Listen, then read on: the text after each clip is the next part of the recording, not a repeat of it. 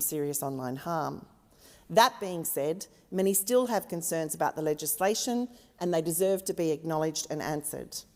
The most common being that this bill will unduly restrict the implied right to freedom of expression and freedom of political communication. Many are concerned that rather than protecting our community, these powers, as exercised through ACMA, will ultimately mean it will be the government of the day that decides what is and is not acceptable to say, capturing valid expression under the definition of misinformation. And as one person wrote, if the last few years have demonstrated anything, it's that what is often labelled misinformation may actually later be proven to be correct. Some are also worried about the potential for the silencing of legitimate concerns or over-censorship, and these concerns are shared by some very prominent human rights organisations, with the Human Rights Commission highlighting a number of deficiencies in this bill. And again, I want to reiterate, I understand these concerns. It isn't surprising the Australian community would be worried about their right to freedom of expression, given that this right is not explicitly protected in our federal constitutional or our statutory law. Additionally, across the globe, we are increasingly seeing authoritarian governments use misinformation to their advantage. And at home, we are increasing the suppression of the right to protest. We're witnessing the increasing suppression of the right to protest and the prosecution of whistleblowers. Again, while I acknowledge and understand these concerns, however, I do believe this bill includes appropriate guardrails to ensure that, to the extent that there is a restriction on freedom of communication, it is justified and proportionate. Importantly, the fact that these new ACMA powers are directed to digital communication platform providers and not individual end users provides me with some comfort that, while certainly not perfect, this bill is at least headed in the right direction. By focusing on incentivising digital communication platforms to have robust systems and measures in place to address mis and disinformation, I believe this legislation turns the responsibility back onto the service providers themselves. Importantly, if the legislation had enabled ACMA or any minister or politician to have direct takedown power for individual content or accounts, I would not even be considering supporting it. But in it, as it's currently drafted, this reform also actually protects certain implied rights, including the right to participate in public affairs, the right to vote and be elected, the right to security of person, and the rights that protect against vilification and discrimination. Ultimately, weighing up these competing interests and rights requires an ethical framework, and this is where we are at a disadvantage as a nation, because Australia is the only liberal democracy in the world without either an overarching federal Bill of Human Rights or a Human Rights Act. If we had that in place, arguably this conversation and debate would be far easier. And on that point, I just want to draw particular attention to what I see as completely inconsistent stance taken by the opposition of this legislation. Only a number of months ago, as the Parliamentary Joint Committee on Human Rights recommended Australia introduce a Human Rights Act, the opposition dissented vociferously on the basis that Australians' rights are already adequately protected. Give me a break. You can't have it both ways. Either rights are adequately protected or they're not. I've also heard concerns from my community about excessive powers granted to ACMA. As one person put it to me, the notion of ACMA acting with such authority, effectively becoming a gatekeeper for what is allowed on our digital platforms, from public health debates to political discussions, is deeply concerning. And these concerns are valid. But I do believe they are being addressed through the increased safeguards added to this bill since that first draft back in 2023. In particular, I want to draw people's attention to Section 70 of the bill, which provides a review mechanism which includes an assessment of the impact of the bill on freedom of expression 3 years after commencement, and must be conducted in a manner that provides for public consultation. Now, I would have liked to have seen that review being undertaken within 12 months, but having been here for 2.5 years now, I get it. Things don't move as quickly as they do in the real world here. Further to this, however, though, I note the bill does not stipulate this review be conducted independently from the government, and in that context, I've been working closely with the Minister and her team to try and ensure this is amended in the final legislation. In addition to this, I would draw the First Nations people's Aboriginal corporation concerns to the Minister's attention, as I believe they raise important issues on how cultural knowledge systems like Indigenous health practices may be wrongly classified as misinformation. Censoring community-based health perspectives could risk exacerbating a lack of trust in health institutions, reducing First Nations engagement and necessary services, and limiting the freedom of First Nations communities to manage their own health and well-being. To ensure these concerns are appropriately addressed, Indigenous leaders must be properly consulted in the review of the bill's impact, and the government should give consideration to embedding the culturally aware framework into the legislation as per the corporation's recommendations. In addition to this, Australia's broader plan to combat online misinformation must be improved. Digital literacy campaigns are a useful shield against inappropriate online influence, with numerous studies and reports highlighting the importance of media literacy to combat mis and disinformation without threatening the right to freedom of expression. In the Nordic countries, for example, which consistently top the Media Literacy Index, media literacy education is a core component of the school curriculum, as are critical thinking skills and comprehensive civics education. In comparison, a recent study by the Australian News and Media Research Centre found that 68% of Australians had a low or very low level of news literacy. Clearly, there's an opportunity to increase Australia's digital literacy. Ultimately, I believe combining education with effective regulation to hold digital platforms to account would potentially drive the best outcomes for all. But just because I think that doesn't make it true. And therefore I commend the member for Goldstein for also moving amendments that she believes would strengthen researcher access to the information within the bill so that we can actually have independent research on how misinformation spreads and how best to combat it. In closing, the risk that mis and disinformation poses to this country is so great that I do believe we need to start somewhere. Perfect should not be the enemy of good.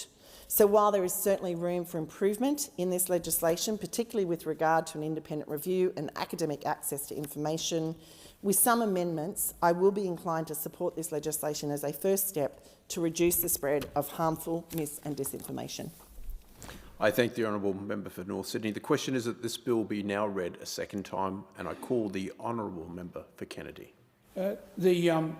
Acting Speaker, the centre of the education system, when I went through it in Queensland, had a number of hallmarks, and one of them, for some 60 years, Aldous Huxley, Brave New World, and George Orwell's 1984 were on the reading list for some 60 or 70 years. They've recently been taken off the reading list. For those who are not familiar or have forgotten these works, I found them extremely scary. In both cases, they had thought police, and they were monitoring what you said and what you did. And if they didn't like it, watch out. They talk about an Orwellian spectre. It conjures up images of Big Brother watching you continuously. If you go into a hotel now in Queensland, there is a camera there on you. And if you use any language that may be considered to be racist by the thought police, and what is racist is their opinion of what is racist. If you exemplify anything against LGBTQTs or whatever they call them, then again you're breaching laws, and Big Brother is watching you. Big Brother is watching you. I was on the front of the Australian newspaper the election before last because I had my two grandchildren, two of my grandsons coming up, and I said, "Oh, beauty, we'll get the Diana air rifles, and set up the targets." My wife said, "No, they're under 16, boys are not allowed to have." But they're just old air rifles. I mean, they couldn't hurt a flea. And no, you're not allowed to do it. It's illegal. I said, all right, well, let's rig up the flying fox, zoom, zoom, zoom, splash in a swimming pool. No, you've got to take a panel off the swimming pool. Oh, yeah, but they don't come out and inspect us. We're 2 kilometres out of town. They were out last week, and our fence was 2.8 centimetres lower than it should be, and he wanted to replace the whole fence. He gave us an order to replace the fence for $3,800. I said, well, all right, we'll start work on the treehouse, second stage of the treehouse. She said, no, kid fell out of the treehouse 2 months ago in Brisbane, and Treehouse the band. I said, in desperation and exasperation, I said, oh, we'll go down the flat. We got 11 or 12 acres. I will go down the flat and we'll boil the billy, teach them how to boil the billy and make damper. The most iconic Australian image is boiling the billy. It's part of our national identity. No, you cannot light a fire in the open without getting a permit. It'll take 2 or 3 months to get a permit. Now, free country? Free country?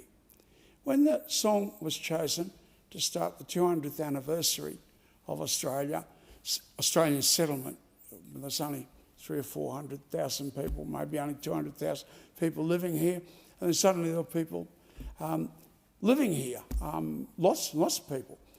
So to commemorate that, they kicked it off with a song which was sung quite rightly by Slim Dusty. We've done us proud. We've done us proud to come this far, 200 years to where we are. Side by side, hand in hand, we've lived and died for this great land. We've done us proud. And the song starts off, we sail the seas in search of freedom. Freedom? Freedom? Your kid's not allowed to boil a billy. Your kid's not allowed to have a tree house. Your kid's not allowed to have a zoom in a swimming pool. Your kid's not allowed to have an air rifle. I mean, free country. Now, what you believe people should and shouldn't do is your business. Don't impose those values upon me. This is a free country. Don't impose those values upon me. Well, of course, they impose those values now every day of the week. Now, tonight was the result of the election in the United States. And there's a hell of a lot of wokies in this place. Well, you better start saying your prayers, although you don't believe in God, so I don't suppose you could do that. But you better start worrying, because there was no doubt that was an election where the wokies versus the Americans. Now, there's an election coming up here, and you've already seen the results in Queensland, and I was working on those booths. Those people weren't interested in anything else except getting rid of the Labor Party. Now, if you want to know what the Labor Party was about, have a look at their last week in office. They passed anti-coercion laws. So if I raise my voice to my kids, watch out, that's coercion. I don't care what definition of coercion you want to use, legally or in the dictionaries. Coercion falls in the category, if you scream at your kids or your wife screams at you or you scream at your wife, that's coercion. They passed a law to go into your house and decide what you can and can't say and how you can and can't say it. That is the extent to which these people have destroyed our freedoms.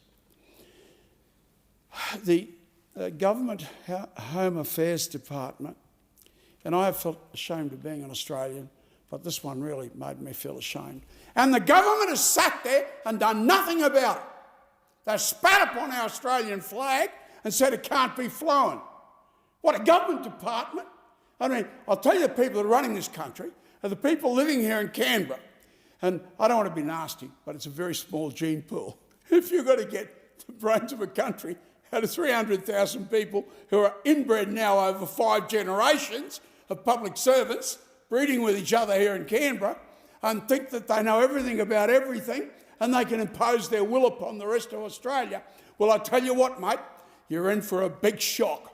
You're a big shock. And if you'd worked on those polling booths and you're a Labor supporter in Queensland, you would have gone home, visiting a certain place before you went home, because you would have been scared silly, and quite rightly so, because the people now are rising up in their righteous anger. They know that you're an Australian. They know you represent all the values that we fled from Europe to get away from. You know, Graham Connors in his magical song said, we sail the seas in search of freedom. And if you wanted to really look at what they were after, yeah, ostensibly it was gold, but gold meant freedom to them. They lived under a regime where rich and powerful people could tell you exactly what to do. They could take advantage of you if you were a young lady working as a maid in their big mansions. They could take advantage of you.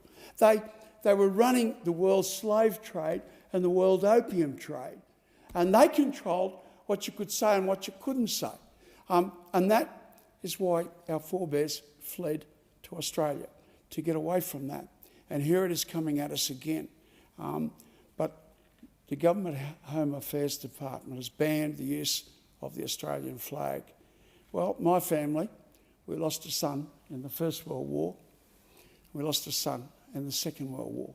So please excuse me for having strong feelings about the flag. And where it came from, what it's about, that's not the point. The point is, it is our Australian flag. And you don't believe in those values. If you don't believe in those values, for heaven's sake, leave this country, because you're not an Australian. You are not an Australian.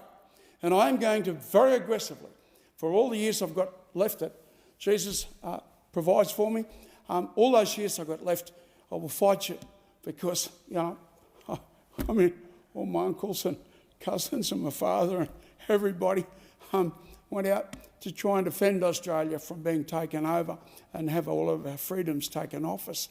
And yet we now have a fifth column in Australia. Well, the Americans dealt with their fifth column in fairly rough justice. Now, ACMA is going to control what we can say and not say. Who are ACMA? I mean, who are ACMA? There'll be people selected by public servants here in Canberra, and they will be deciding what you can and can't say. Most of the democracies in the world were based upon the works of Alex de Tocqueville, the Frenchman.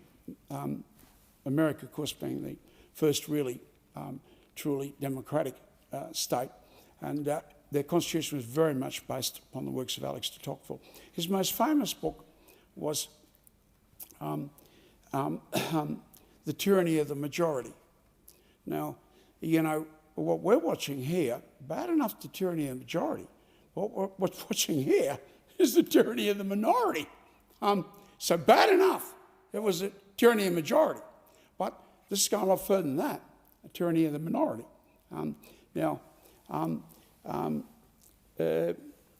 When you say they're an elitist gene pool here in Canberra, I, of course, claim to have been a black fella, first Australian in the family tree. I don't know whether I have or not, but I come from Cloncurry and I'm dark, and we always identify as a Murray from the Curry. And also, you know, many, many relatives, of course, that fit into that category. You know, we have our own way of doing things and the way we approach things, and they may not necessarily be the values that are exemplified here in Canberra, but they're our values. Now, a little group of elitist, well-educated people here in Canberra are going to tell us what to do and not do. And let's just view how these people have administered the first Australians. The life expectancy of a first Australian living in their homelands is 56. 56. The rest of Australia is 82. So Australians live to 82, except if you're a first Australian. Now, you know, I tried for 4 years desperately to get Jason Ned, the late Jason Ned, he was Mayor of Dormagee. He had mustered more cattle than anyone else in human history, and was to get a Good Australian award off the Prime Minister in front of 400 or 500 people at the Mount Isa Rodeo. And Jason sadly died a couple of weeks before that. But Jason, biggest cattle owner in Australia, said, "How's Jason going?" And I said, "Good, mate. He's got over 1,000 head now. It's worth about $1.5 million. He's got it together." You know, you try sitting in a saddle all day and having to go again and again at a flat gallop to wheel a breaker into the mob and risk your life. If your horse hits a hole in the ground or a branch, you're literally dead. And yet this bloke had done it. Now, it also mustered more cattle than any other person in human history. However you measured a person, this was a great man. This was a great man. And he was getting, quite rightly, a Good Australian award. The next two people will get it. It was the architect of the copper string, which will open up massive mining developments and the biggest wind farm maybe in the world at Hughenden. A wonderful leap forward. He's getting an award, and the builder of the first medical school in 44 years in Australia. 18 medical schools walked through the door he opened. They're the people that are getting this. So Jason Ned was getting this. He was a good Australian. He was a famous man. He had sat in the saddle for years of his life and got together $1.5 million for his family. And this is what his country, this is how his country said thanks to him. I applied for 4 years to get him a pastoral lease. So they had some sort of ownership of his own homeland where his family had lived for 30 or 40,000 years. Oh no, we want to look after you. We want to look after you. I don't want to use the word socialist because I don't think there's any socialists left in here, to be quite frank. And what's more, as a very active member of the CFMEU, I'm called a socialist all the time, so I won't use that turn of phrase. But the people that run Australia, we want to look after you. You poor downtrodden blackfellas, we just love you and we want to look after you. Well, to quote Percy Neal's brother at the big riots, demonstrations against the COVID lockdown, he said, we don't want you to look after us. You white fellas, we don't want you to look after us. We just want you to go away. Get out of our lives, go away. We don't want you to look after us, right? But, oh no, you've got to look after us. So you're looking after the land for us. We can't actually use the land for the purposes in which we've used it for the last 40,000 years. Now, a little group of elitists down here in Canberra say, oh no, we're looking after the land for you. Well, go up and have a look at how they're looking after the land for you. Go and have a look at the 40 Mile Scrub, the most iconic national park in Northern Australia. And there's nothing there at all. It's been burnt to a cinder because you don't look after it. The cattlemen look after it, all the cattle stations around it, no fire at all, right? But national parks, gone, right? And that is what is being posed upon our first Australians. So they want to control what we say and what we don't say. Well, you know, we've seen how you run things. We see a graphic indication of that. And in the Torres Straits, I hate to say this, I really hate to say this, but what is taking place there, it must get to the United Nations sooner or later. Those people, women had fruit and vegetable gardens.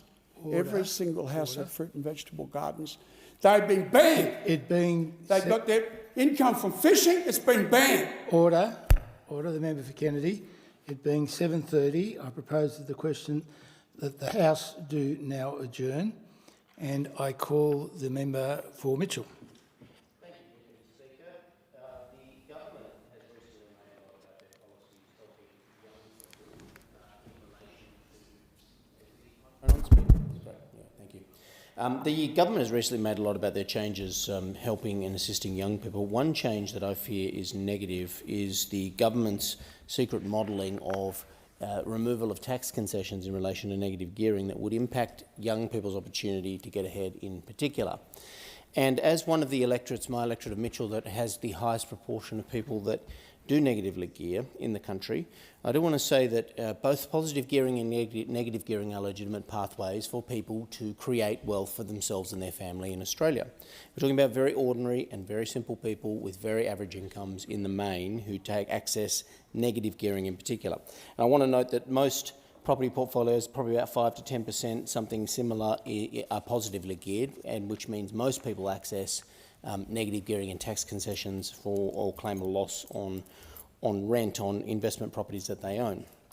And why a Labor government would seek to undermine a fundamental principle of Australia's wealth creation for ordinary people still remains to me a great mystery. Not only did they promise it under their leader Bill Shorten to an election which they lost, they have now accepted that they are modelling and looking at and have asked for advice about how to further address the policy of negative gearing in Australia. And the research has come back from voters and from people across Sydney in particular, and I'll just speak about Sydney for a moment, including in northwest Sydney in my electorate, which has about 15,300 people who have a negative rent income. You know, this is the single highest number in the country, which is one of the concerns I have. But there are many other parts of Sydney, the seat of Bennelong, for example, the seat of Greenway, and the seat of Reid, which has between, in each of those seats, 12 to 13,000 people who claim a loss on their rent in an investment property they own. And if you go to any of these areas, or you understand Sydney very well, and I challenge their Labor members in each of those cases here to go to their electorates and ask them, they will find that the average income of people who have that investment property, who are claiming that loss on their investment property and rent, are very ordinary Australians, and they are sacrificing, putting aside money now, owning an investment property for the future now, and they're doing so deliberately as part of their family's wealth creation. And the Australian Financial Review had a very good story in relation to this, and certainly sought some interviews with people around the country. But there's plenty of examples you can go to, and I won't spend all day today talking about them.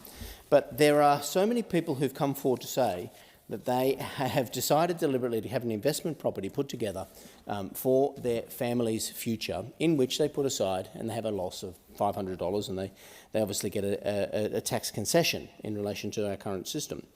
They would say, and this process that they do over many, many years of their life to end up owning that property, then have for their children or have for their family wealth, and to be able to make sure they don't have to live off the government in the future, is a very important process to them.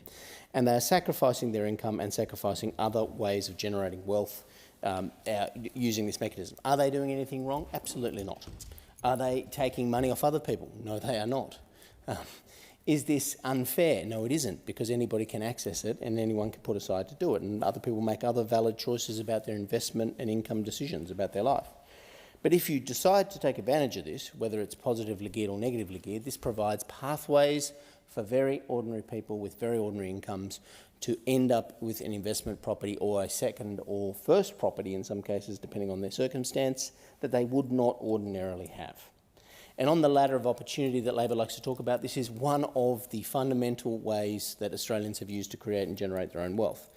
And for Labor to be considering changes to these concessions, again, after the verdict of the Australian people, and in the verdict of the Australian people, I might add, in seats like Reid, in seats like Bennelong, in seats like Parramatta, the verdict was almost unanimously clear in 2019 about these tax concessions, and it was that people wanted them. People wanted access to them. Ordinary Australians want to be able to generate wealth for their family future and do it in negatively gearing as well as positively gearing. For Labor to be back at this table, to be looking at options again, to be considering it, to be not ruling out changes in all parts of Western Sydney and Sydney that are very simple places that want to just get ahead for themselves and their family, it is the wrong thing to be doing. And so on behalf of my electorate, which is absolutely number one in the country for accessing these concessions, people who earn their way in life, have high incomes but work hard, but also for every other part of Western Sydney that's taking advantage of them, I say to Labor, drop this flawed proposal to change negative gearing. Thank the member for Mitchell. I call the member for Gorton. Deputy Speaker, I rise tonight to talk about new technologies and new industries, some of which are in my electorate, and how they are part of the exciting future for this country. Speaker, the Albanese government's agenda is broad and wide. It's really looking to attend to major challenges that we confront, whether it's making sure that we meet our targets for net zero by 2050, whether it's ensuring that we provide greater sovereign capability in civilian and defence areas of our economy, whether it's ensuring we move faster to renewables. We need to do these things, and to do that we need to have innovative companies and businesses in this country. The fact is the future made in Australia is centred on fostering a sustainable and self-reliant economy, particularly through investments in new energy infrastructure. It's about encouraging innovation and new technologies while ensuring that this shift benefits local communities and businesses and the Australian workforce. 3D printing or additive manufacturing is an example of such an industry. It's revolutionising supply chains and manufacturing, and Australia would do well to be at the forefront of these changes. Imagine a world where spare parts can be manufactured on site rather than having to be ordered and manufactured elsewhere before being delivered, which in some industries could mean weeks or months of delay. Or a world where custom items can be manufactured on demand and products can be easily and cheaply adapted to whatever bespoke requirements are needed. where materials used are optimised and waste eliminated, where construction of new houses moves from planning to completion more efficiently, more productively and more safely. This is the power of 3D printing. And it's not just the musings of science fiction writers, the future is with us now. 3D printers are currently being used by construction companies, sole traders, the defence industry and even space agencies, and they've shown that they can reduce the cost, they can reduce carbon footprint and construction times for a wide range of projects. Now, earlier this year, I had the opportunity to visit Luton 3D, which is a local business in my electorate of Gorton, who are a leading provider of advanced robotics and additive manufacturing technology. And it was a very insightful visit, I have to say. I got a first-hand look at how the cutting-edge 3D printers are making a significant impact on modern manufacturing processes and are helping to tackle some of Australia's most pressing challenges, from housing to climate change. There was a mix of skills and technology on display at Luton 3D, and I couldn't help but leave having been impressed with their vision for the future. This was a great example, in my view, of the Future Made in Australia agenda in action. I'm also happy to say the Minister for Industry and Science subsequently visited this company, accompanied by the Labor candidate for the next election, Alice Jordan-Baird. And I'm very happy that they turned up, and indeed as a result of that, as a result of that company putting in a bid for a project, they did receive about $3 million. The Albanese government has backed this company, Luton 3D, in order to ensure it can commercialise their technology with a Cooperative Research Centre project grant. I'm very pleased to see that happen, because by fostering a 3D printing ecosystem, the government can help support job creation in high-tech industries while driving down costs for example, renewable energy projects. Additionally, 3D printing can expedite the development of critical infrastructure, enhancing Australia's capability to meet its energy transition goals. It embodies a forward-thinking approach to sustainable manufacturing, positioning Australia as a leader in advanced technologies. Deputy Speaker, by investing in the right mix of skills and high-precision 3D printing technology, we are upskilling our workforce and generating innovative solutions to problems that matter to Australians. I commend Luton 3D and will watch with interest as this and other new technologies are embraced in the years to come. Thank the member for Gorton, and I call the member for New England. Well, thank you very much, Mr Deputy Speaker. And to be quite frank, I rise tonight. I was given this adjournment slot and I was wondering what I'd speak about. And then something came to me. On the 29th of October 2004, I was elected. So it was 20 years ago. So Congratulations. So it was a funny election, Mr Deputy Speaker. No one gave what was then the Queensland Nationals a chance. We'd lost the Senate seat to One Nation. There was the Australian Democrats who were still at work. No paper gave us a hope. And to be quite frank, during the election, the Liberal Party campaigned against me.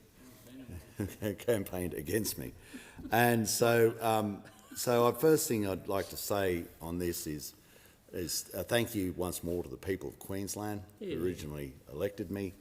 A huge thank you to all those people in any political party who help you on your way, who stand behind you, who never get paid. They're amazing people, and a lot of them, to be quite frank, now have passed away. But I still ring them up and talk to them, Western Queensland, find out what's going on. Also, once more to say sorry to all the people who I hurt along the way, which inevitably happens in a political career. You should always remember that, those who helped you and those who you hurt. But I also wanted to briefly reflect on some of the issues that were important then and still important now. Number one is the importance of the family. No one's perfect, but the family is a great structure. And if you haven't got the family structure right, then trying to create a nation on top of that is incredibly difficult. You have to respect the structure of the family and do what you can to support them. back even in 2004, there was the issue of the rise of totalitarianism, especially there was the view of, you know, where would communist China end up, and that has actually grown. And what was seen at the time as being sort of scaremongering and ridiculous, and now we see it in its absolute fruition through so many areas. And so if the trend is to be observed, we've got to be incredibly careful about where this nation is. You can lose it. If you are not diligent, you can lose this nation. And that's more important than any other issue, because that's the one that will lose you your house, your mother, your father, your wife, your husband, your daughter, your superannuation, the whole lot. So that is at one of the sort of paramount issues. I believe it's held on both sides of the House, but we've really got to focus on exactly how we sustain ourselves, because the comparative power now between totalitarianism and democracy is vastly more scary, vastly more evident than it was before the Second World War. Nazi Germany did not have the comparative power that the United States of America, England, France, and then after Operation Barbarossa, the Soviet Union had, but most definitely China, Russia, Iran, North Korea.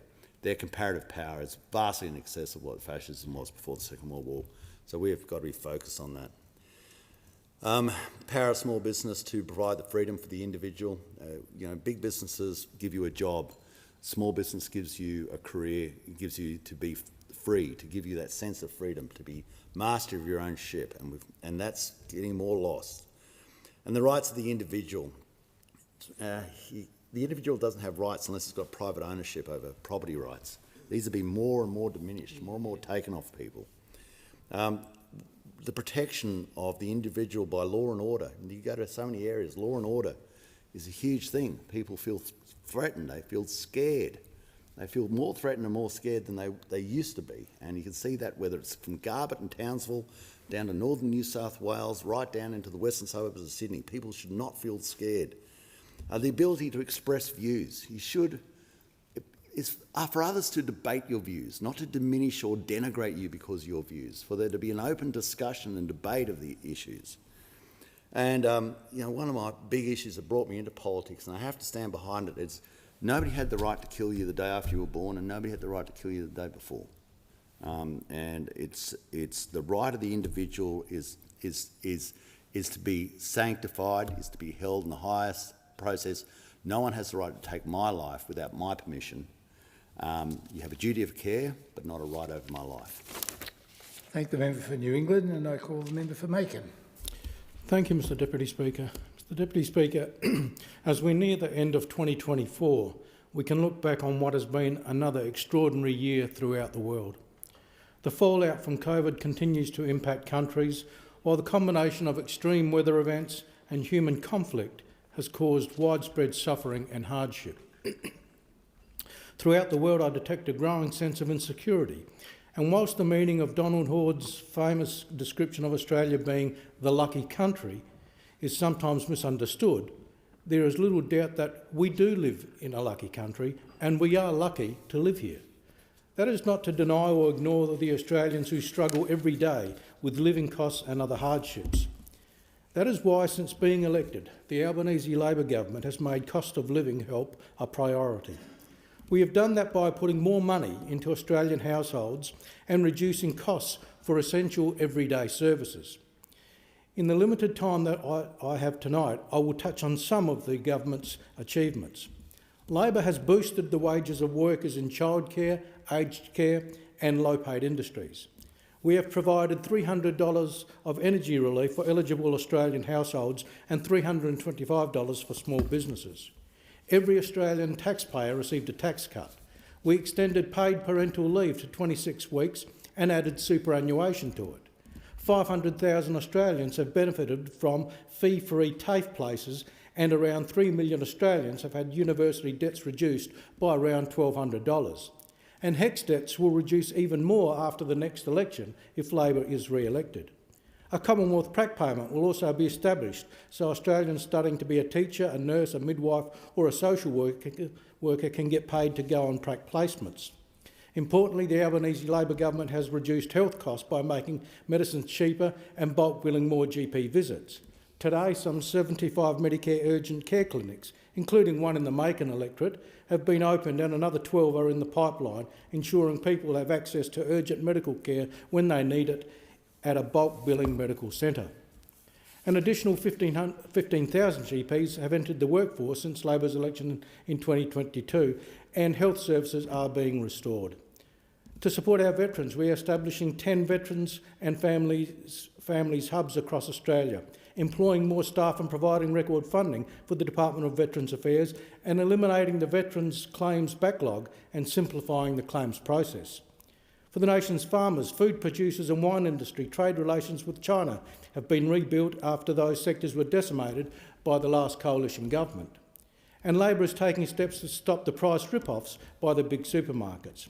Labor has increased rent assistance by 40%, expanded the eligibility for parenting payment for single parents and made childcare more affordable. We are delivering NBN upgrades on time and on budget. And after nearly a decade of neglect, protecting the environment is also back on the agenda. And I'll just highlight again just some of the achievements from Labor. We've delivered a 25% increase in renewables in our national energy grid in 2 years, established a new vehicle energy efficiency standard, introduced legislation to set up Australia's first national independent environment protection agency. We have kept the Great Barrier Reef off the World Heritage in Danger list by protecting it with a $1.2 billion investment, and boosted recycling capacity, and very importantly for my state of South Australia, rescued the Murray-Darling Basin Plan. We've also established a National Anti-Corruption Commission to restore integrity and trust in our national institutions, and Labor is rebuilding also the Australian economy. Inflation has fallen from over 6% in 2022 to 2.8%. 1 million jobs have been created, wage growth has returned, and we have delivered back-to-back budget surpluses, and national debt has been reduced by $150 billion. This has all been achieved in 2 years.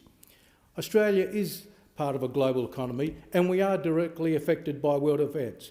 We know there is much more to do, but we are rebuilding our economy, acting on climate change, protecting the environment, wages are growing, debt is reducing, and confidence is being restored. We have the natural resources and we have the people to meet the challenges of the future. I believe the worst is behind us, and we have every reason to look to the future with confidence. Thank the member for Macon, and I call the member for Cook. Thank you, Deputy Speaker. On Friday, the 20th of September, my community gathered to commemorate National Police Remembrance Day at Warrenora Memorial Park and Cemetery in the Sutherland Shire. 24 police officers are buried or cremated. These men and women gave their lives to protect our community. It was an honour for me to join their fellow police officers, their family and their friends to commemorate what they gave, the ultimate sacrifice, their lives protecting our community. 24 of these officers are buried and cremated there. 11 of those officers were killed in the local area commands of St George and the Sutherland Shire, and 13 of them from the rest of the state. I'm incredibly proud of our police working night and day to keep our community safe, putting their lives at risk. And I was incredibly proud last week to go to the Sutherland Shire Police Command Medal and Awards ceremony as well. It was a pleasure to join Superintendent Don Folds, Commander of the Sutherland Shire Police Area Command, to recognise the following valued members of the New South Wales Police Force in the Sutherland Shire. The following officers and one community member received the Commander's Certificates of Commendation: Chief Inspector Gary Ford, Sergeant Simon Moore, Leading Senior Constable Casey Belden, Constable Jonah Sigel, Constable Miriam Suka. The officers performed cardiopulmonary resuscitation for 30 minutes on a security guard who was in an altercation and tragically passed away. Constable Trent Patterson and Constable Corey Sainsbury, who chased an offender who was wanted for assault in Sutherland. The offender stopped while being pursued, produced a knife and aggressively approached the officers. Constable Patterson successfully deployed his taser. Their quick thinking and willingness to protect those around them prevented further escalation and risk to the community. Thank you, Trent and Corey. Constable Jacqueline White and Constable Shannon Brennan also responded to a priority broadcast from Marine Rescue in a collision on the Port Hacking River, Grays Point. They performed CPR on a female victim of the collision while a helicopter hovered directly above them, causing strong gusts of winds and flying debris. Tragically, this woman was unable to be revived, but Constables White and Brennan assisted the family members of the deceased. Thank you for what you do. Also, Sean Peach was recognised, a community member who was driving when he saw a female standing on the footbridge railing over traffic. Mr. Peach did not hesitate in stopping his vehicle under the footbridge to minimise the risk of a potential suicide attempt and immediately engaged the woman on top of the bridge. He gathered details and assisted police to help save the life of this potential suicide victim. Sean, not a member of the police force, just a member of the community who stepped in and did the right thing. Like many thousands of members in the community of Cook, he exemplifies the volunteering and community spirit. I would also like to recognise the following award recipients and thank them for their contributions to my community. The following officers received the New South Wales Police Medal, recognising 10 years of eligible service and commitment. Sergeant Michael Quick, Detective Senior Constable Jake Chalmers, Senior Constable Alicia Francis and Senior Constable Jacob Hegney. The following officers also received the first class to New South Wales Police Medal for 15 years in service and serving with integrity. Sergeant Tricia Lachlan, Leading Senior Constable Casey Belden, Leading Senior Constable Mark Johnston and Detective Senior Constable Howard Cunliffe. The following officers received the second class for New South Wales Police Medal for 20 years.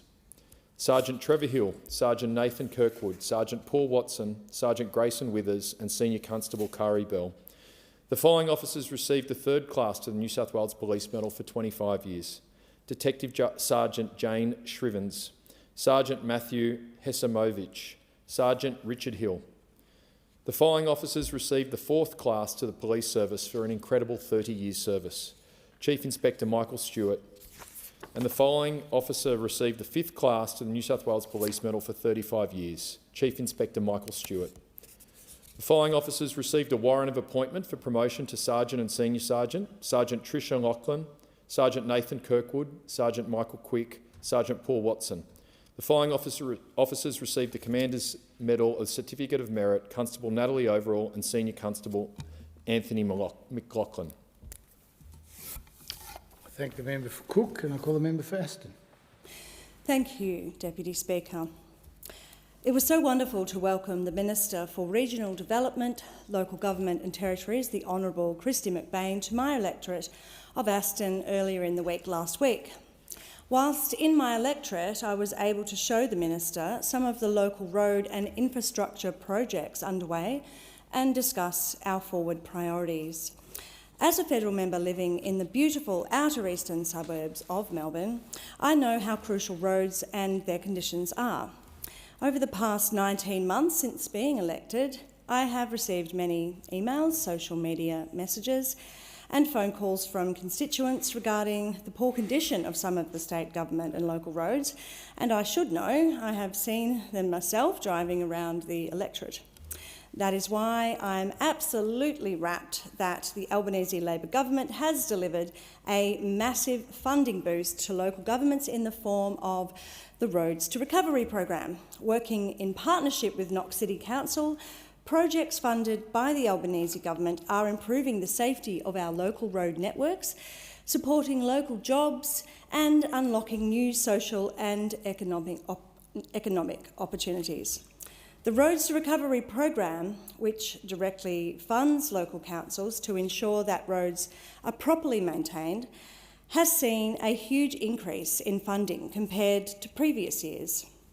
Around $6.5 million in Roads to Recovery funding will flow to Knox City Council over the next 5 years, a boost of $2.8 million on the previous federal coalition government funding.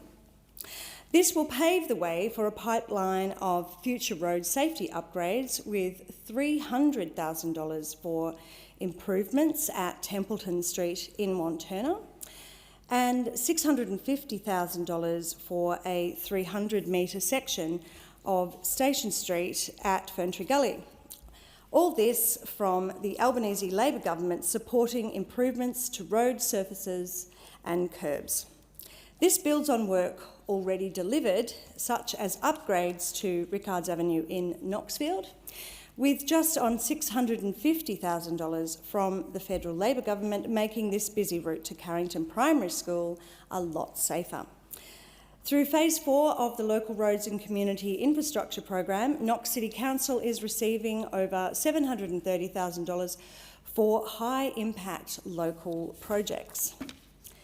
This figure includes over $432,000 for cricket net upgrades at the Mari Wallace Oval in Bayswater, something the community has long called for, which will improve player safety and boost participation as well. The surface of Knox BMX track, which regularly hosts state championships, is also being upgraded this year thanks to $300,000 from the Albanese government, improving the use of this facility in all weather conditions. Safety upgrades to Henderson Road in Knoxfield also continue to progress thanks to over $14.2 million from the Albanese government, with the project on track for completion in mid-2026, where slip lanes will be added at the Ferntree Gully Road and Henderson Road traffic lights. Excuse me. This is set to reduce traffic congestion and travel times on this key suburban road. Melbourne's east is fast growing, and which is why I'm proud to have secured millions of dollars for our local community, ensuring we continue to build for our future, because without our funding commitments, these important road and infrastructure projects wouldn't have got off the ground. Thank you. I thank the member for Aston. In accordance with the resolution agreed to earlier, I call the clerk. Government Business Order of the Day number 2, Communications Legislation Amendment Combating Misinformation and Disinformation Bill 2024, resumption of debate on the second reading. Thank you. The question is that this bill be now read a second time, and I call the member for Kooyong. Thank you, Deputy Speaker. This misinformation and disinformation bill demands careful consideration. While the government's desire to tackle the harmful effects of misinformation and disinformation in our media are both important and worthy, its somewhat piecemeal approach to the issue raises concerns both about the potential limits of its effectiveness, but also its potential to limit freedom of expression in this country. Misinformation and disinformation can have devastating effects on human rights, on social cohesion and on democratic processes. Australians are increasingly concerned about them. The rise of internet technologies has amplified diverse voices within our society. They have enabled new economic opportunities for many. They have democratised access to information and to education. And they have given all of us, globally, new ways to connect and to gather. However, internet technologies have also enabled the rapid spread of abhorrent and illegal materials. Hate speech, misinformation, disinformation, and child exploitation content have contributed to an erosion of trust in our media and in our democracy. The vulnerable, children, women, Indigenous women and men, people of colour and LGBTQIA+ individuals are particularly targeted by harmful content, by harassment and by hate speech. The digital providers have failed to voluntarily address those aspects of those platforms which enable the spread of harmful content. Features such as recommender systems, dark patterns, invasive data harvesting, ineffective and vague content moderation policies, addictive design features, and opaque mechanisms for reporting misconduct or abuse online. There have in fact been no commercial incentives for the platforms to regulate misinformation and disinformation. In fact, it's the opposite. Inflammatory content drives engagement, which in turn drives profits. The digital platforms are most able to reduce their harmful content. They're the ones who can do that the most easily, and they have to be made responsible for mitigating the harms that they actively enable. Effective citizenship requires access to reliable information. Democracy cannot flourish without a diversity of media sources and a regulatory regime that protects consumers against the spread of misinformation, which ensures trust in what we hear, we read and we see. The erosion of trust in our media is a serious concern. We do need to address it. But we also need to be conscious of the need to ensure that any measures taken to address misinformation and disinformation do not, paradoxically, exacerbate the toxic erosion of trust and the feelings of disenfranchisement expressed by so many in the population. I'm particularly concerned about this bill's definitions of misinformation and disinformation. It's very important to differentiate between unintentional and deliberate spread of false information, but the current wording of this legislation lacks clarity. Drawing a clear line between truth and falsehood is not always simple. There may be legitimate differences in opinion as to how content should be characterised. We have to ensure that these definitions are robust enough to capture harmful content and significant forms of bad action by bad actors, but not so broad as to capture legitimate political expression, robust and open expressions and discussions of differences of opinion and scientific debate. There are legitimate fears that the bill could be used by politicians or government officials to suppress dissent and control public narratives. My constituents are concerned that the government may not be a reliable judge of truth, that it might exempt itself from the same scrutiny that applies to others. Misleading content is published in print and online every second of every day in every region of the world. The terms misinformation and disinformation are vastly overused in public discourse. Too often they are employed by both the far left and the far right to discount opposing viewpoints without engaging in reasoned debate. We all know that, we recognise it and we try to address it, but many people struggle with giving our government now the ability to decide what is and what is not true. And many Australians lack faith in the ability of digital platforms to adjudicate on such matters with sensitivity and with rigour. I've also heard from my constituents concerns that this bill grants excessive powers to the Australian Communications and Media Authority and to the E-Safety Commissioner, allowing them to regulate and censor online content. There are valid concerns that these authorities, were they to act in an overzealous fashion, could silence legitimate criticism or opposition. In response to such criticism and to other feedback from the Human Rights Commissioner and other legal experts, the government has refined its definition of serious harm, such that it must now constitute significant and far-reaching consequences. Health-related content is only in the scope of this legislation where it relates to public health or preventative health measures, and while the ACMA retains broad powers under this bill, it cannot ask that accounts can be blocked or posts removed if they are simply posting misinformation unintentionally, unless they come from bots. The bill does not deal with dissemination of content which may be incorrect or false, only that which is regarded as seriously harmful and reasonably verifiable as false, misleading or deceptive. In that, the law remains piecemeal. It doesn't cover professional news. It doesn't cover government communications, art, satire or religious content. Hate directed at specific groups has to meet the legal bar of vilification to fall under the remit of this legislation. We need to consider the complexities involved in platforms' content moderation systems as part of these oversight strategies.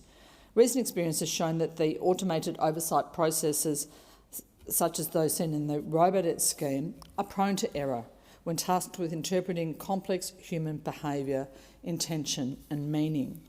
Their outcomes can be both unintended and devastating. As we saw with Robodebt, automation can allow organisations to cut costs at the expense of accountability and transparency, prioritising efficiency over justice and oversight. Applying this to the media context, automation in content moderation raises a severe risk of algorithmic overreach. Imagine AI algorithms trained to detect what is deemed harmful or misleading content across Australia's diverse media landscape. In practice, this could well result in uneven, opaque and arbitrary systems of content regulation. The inherent subjectivity in defining misinformation and disinformation makes it especially unsuited to the blunt instrument of algorithmic enforcement. Equally, the proposed dependence on automated systems could well foster a sense of faceless moderation. When individuals are subject to opaque and unaccountable decision-making processes, they are left feeling powerless to challenge or understand the rationale behind any content removal. Moreover, as we've seen with the gradual expansion of surveillance technologies, there's a real risk that these automated content moderation systems, which are initially presented as narrowly targeted solutions, could incrementally expand their reach over time, potentially ultimately encroaching upon a wider spectrum of online expression. I'm glad that the legislation has been amended now to require that platforms grant access to approved independent researchers, such as academic institutions, not-for-profit entities and other non-commercial researchers. Those researchers should be given immunities to protect them from the sorts of attacks that have recently occurred with X Corporation's litigation against the Centre for Countering Digital Hate and Meta's actions against CrowdTangle and Reset Tech Australia. But, Deputy Speaker, to my mind, the greatest weakness of this piece of legislation is its carve-out for dissemination of professional news content, which it defines as that produced by or for newspapers, magazines, television, radio and websites. We expect with this legislation that Meta and Instagram will police their content, but we as a country remain happy to accept the frequent and deliberate misleading of Australians by professional media sources, who, in my mind, are worse because they operate on a much larger scale, in a mainstream format, and they rarely receive anything other than the mildest admonishment from the media regulator. Watch Sky. Read The West Australian. Listen to the dross on 2GB or Kiss FM. Then go to Instagram, TikTok or Facebook. On which platforms are women more often subjected to overt misogyny? In which formats are Muslims and Indigenous Australians more often subjected to racism and to bigotry? Who is more likely to attack trans people and kids in the Australian youth justice system? Russian bots or Sky presenters? Who's published the text messages of alleged rape victims? Who's outed women who've made confidential sexual harassment claims? Who has falsely named an innocent individual in Sydney as a mass murderer? Which media outlets in this country most often exhibit clear, intentional political bias reflecting the editorial influence of their owners? The answer, sadly, is the mainstream media, in the press, but also on digital platforms, which is not to say that the purely digital platforms are not also guilty of these sorts of behaviours. It's just that in this shameful race to the bottom, regulation of all forms of media in this country is deeply problematic. We also have the recent example of the referendum debate, which, both online and in the mainstream media, became contaminated by falsehoods and by lies disguised as truth, and which were repeated and amplified by the mainstream media just as much as they were by the digital platforms. Deputy Speaker, in 2020, more than 500,000 Australians signed a petition calling for the establishment of a Royal Commission into the Australian media landscape. A subsequent Senate inquiry concluded that the Australian regulatory environment for all forms of news media is weak, it's fragmented and it's inconsistent in its governance arrangements and in standards across platforms. That inquiry found that focusing on the internet platforms alone would not resolve the grave problems in Australia's media sector. It recommended consideration of a platform-neutral single news regulator. In the same year, in 2021, the Google-owned platform YouTube suspended mainstream broadcaster Sky News for broadcasting medical misinformation about the COVID-19 pandemic. In that instance, a private company was able to act swiftly and effectively to protect the public from misinformation, but ACMA, the purported media regulator, was not. When she introduced this legislation, the Minister referenced the false accusations made against an innocent individual after the Bondi Junction stabbings. Those accusations were made and were amplified by the Seven Network, every bit as much as they were by the digital platforms. For years we have seen that ACMA is ineffectual and it is toothless. A statement of ministerial expectations regarding its actions might well give strength to those who are unsure whether or not to support this bill. Speaker, if we pass this law but we do not act on the manifest deficiencies of mainstream media in this country, we are kidding ourselves that we're making any difference to public trust in this country's media landscape. We still need a judicial inquiry into media regulation in this country. That should be an inquiry which should consider a single independent media regulator to harmonise news media standards and oversee an effective process for remedying, which would likely result much more effective process for remedying than would result from the legislation that we're debating now, which would consider complaints from all parts of our media landscape, which would do away with duplication and inadequacy. In opposition, this government was supportive of the concept of meaningful media reform. Now it's in power, it's happy to act on digital platforms to limit their forays into misinformation and disinformation, while also threatening to impose financial levies on those platforms to prop up mainstream media. This at a time when it is also actively protecting the advertising streams of mainstream media through its refusal to ban gambling advertising. Advertising that it knows is harming Australians. Advertising that it knows is allowing the mainstream media to behave in ways at odds with the standards that we are proposing in this legislation. In its current form, with its limitations, this legislation will not do enough. It won't protect democracy in this country as we so desperately need. It will be just another half-effective, half-measure, an inch when we need a mile, a gesture when we need a stand. Thank the member for Kooyong. The question is that the bill will be now read a second time. I call the member for Hughes. Thank you, Deputy Speaker. I rise to speak on the Communications Legislation Amendment Combating Misinformation and Disinformation Bill of 2024.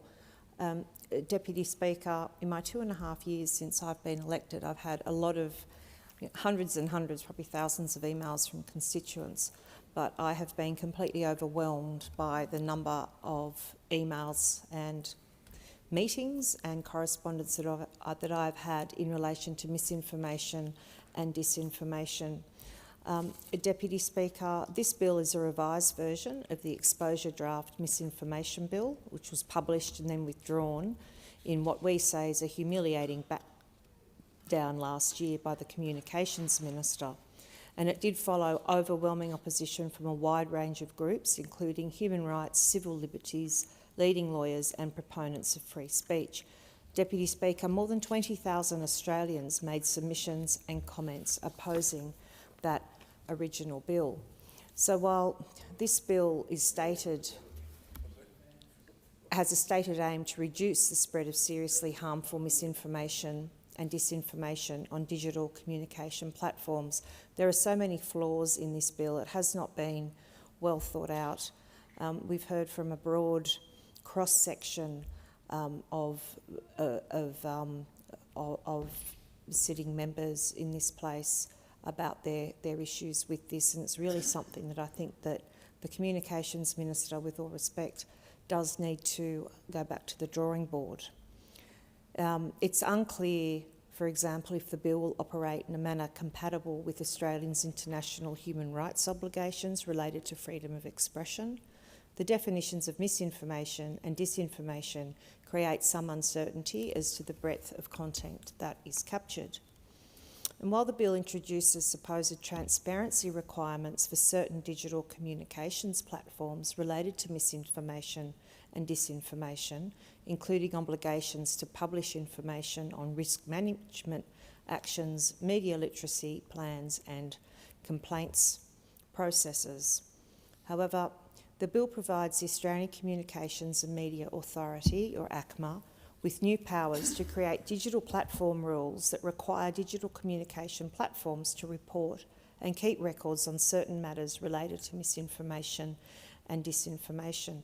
And the bill provides ACMA with a graduated set of powers in relation to the development and registration of industry misinformation codes and misinformation standards.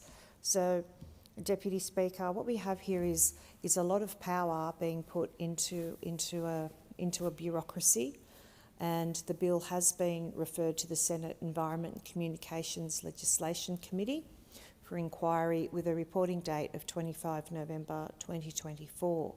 Both the Senate Scrutiny of Bills Committee and the Parliamentary Joint Committee on Human Rights have raised concerns with this bill. So while the stated purpose is to amend the Broadcasting Services Act of 1992 to facilitate the introduction of rules, requirements, codes and standards for digital communication platform providers, aiming to reduce the spread of seriously harmful misinformation and disinformation, as always, Deputy Speaker, with legislation, the intention, the devil is very much in the detail. And the bill is supposed to respond to recommendations made in a 21 review of the Voluntary Industry Australian Codes of Practice on misinformation and disinformation. And as I've said before, it's supposed to be a refined version of an earlier exposure draft bill that was released by the Labor government last year. There is significant concern, I've highlighted the significant concern in my electorate and I think throughout our country around misinformation. And also, I should say, Deputy Speaker, internationally.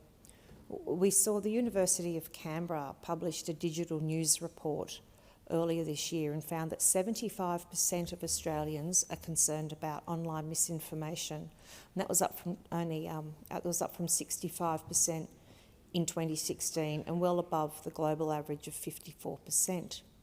The Human Rights Commission of the General Assembly of the United Nations adopted a resolution on the role of states in countering the negative impact of disinformation on the enjoyment and realisation of human rights. And, Deputy Speaker, we live in a world now where they're very, very different to previous generations, where people receive their news through hard copy, through newspapers, through magazines. But these days, I know that most of the under 30s, for example, that I know have never looked at a broadsheet newspaper unless they have been down to their grandparents' house, and they similarly don't even follow those sort of news platforms on their phone. They are far more inclined to pick up all of their news through various social notice boards or through Instagram, TikTok and various other, Snapchat and various other platforms. So that does mean that we are living in a very different world when we have to look at, as policymakers, when we have to look at what is and is not acceptable to be on these platforms, having regard to the overwhelming desire that we have for freedom of speech. And this has been an issue that the former coalition government did deal with. The Australian Competition and Consumer Commission's digital platforms inquiry in 2019, for example, highlighted the significant risks posed by increasing prevalence of misinformation and disinformation shared on digital platforms. And I think that, speaking of recent contemporary events, I think we particularly saw, Deputy Speaker, through the pandemic, a level of fear, and there were certainly levels of significant misinformation and disinformation that was certainly put out during that period. And probably, Deputy Speaker, like me, you no doubt also receive emails from constituents and from people who aren't constituents about a range of concerns that they have. They can be referred to as conspiracy theories. They can relate from everything from 5G to various chemtrails and things like that. And so I think it is very important that this is a serious issue, but it does need to, and it certainly does need to be addressed. So we say on our side, Deputy Speaker, that there are probably about 3 or 4 key issues that we have with the government's proposed legislation. First of all, it does act as an incentive for digital platforms to regulate free speech.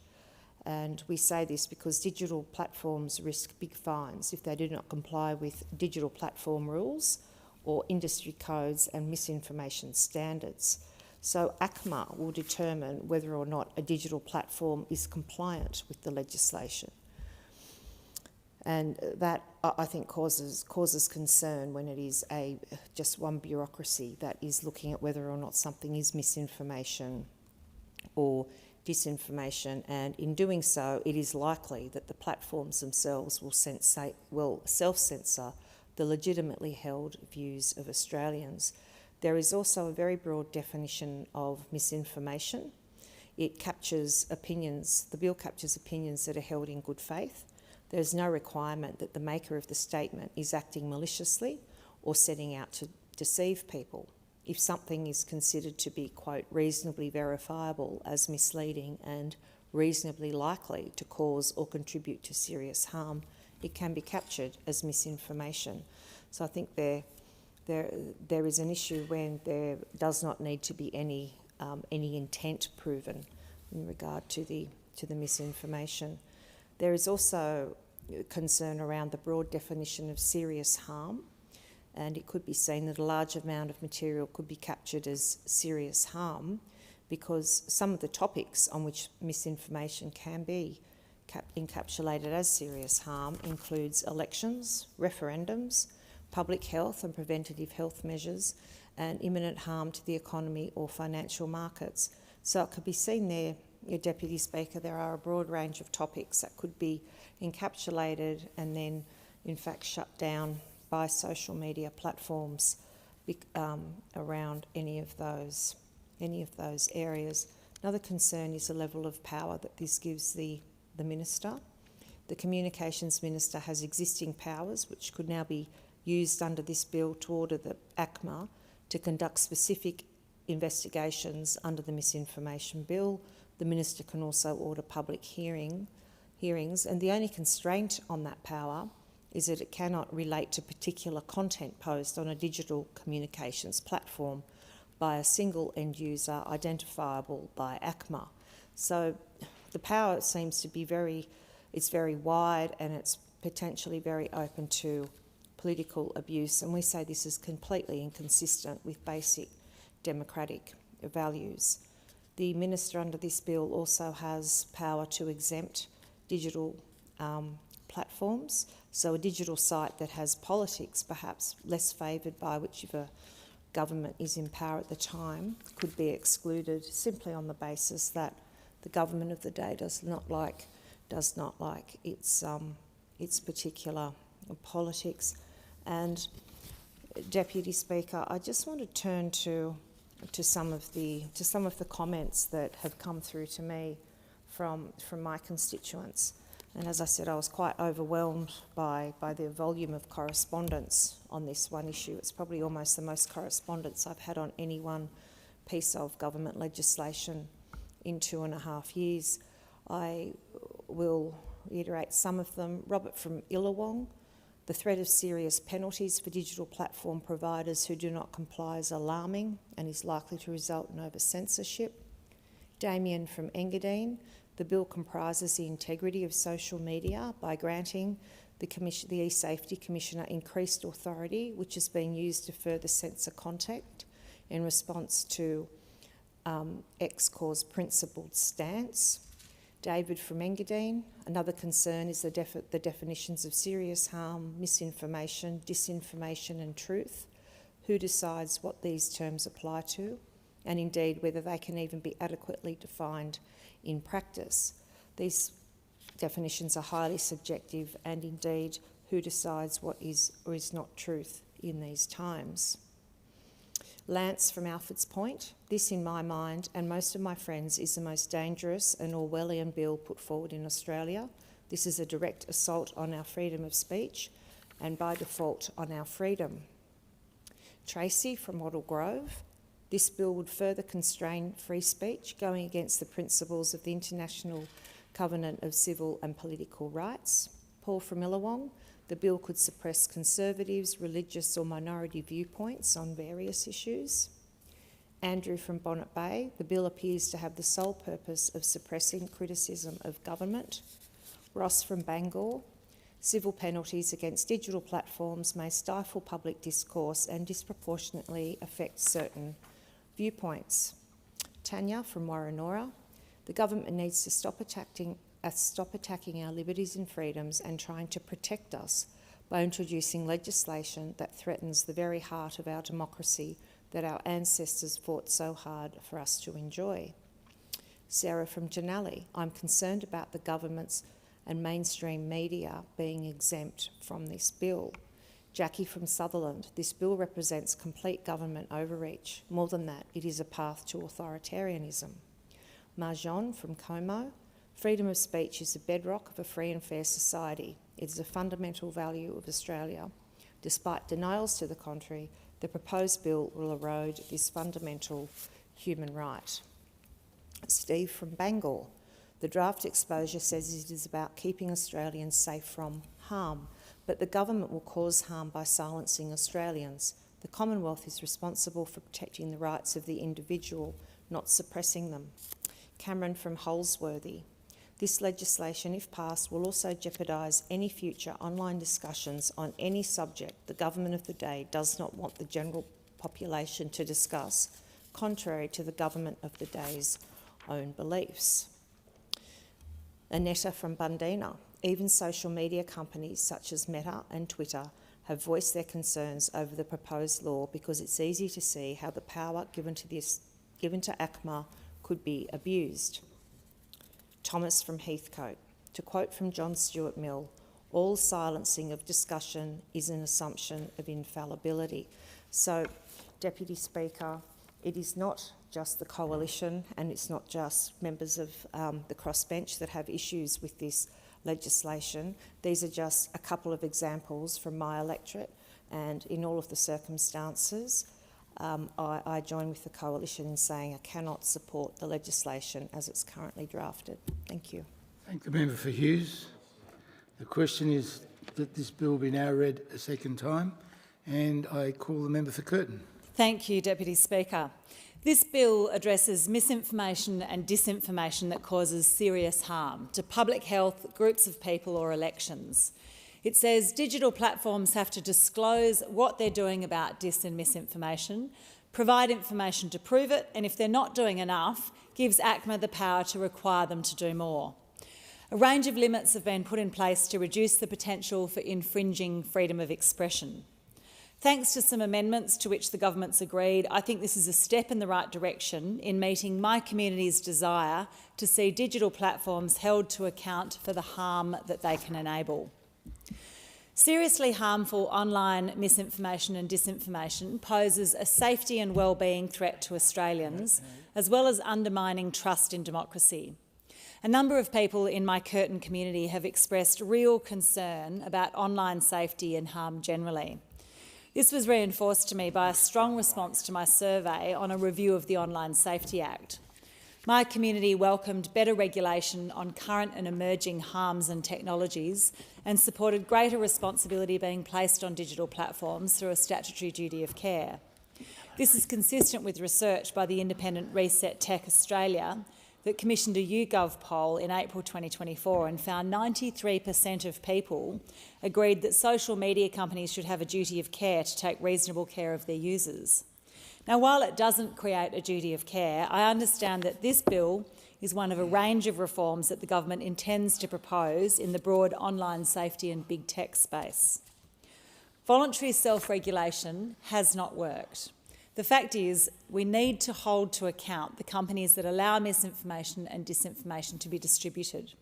We need strong processes to ensure our communities are protected.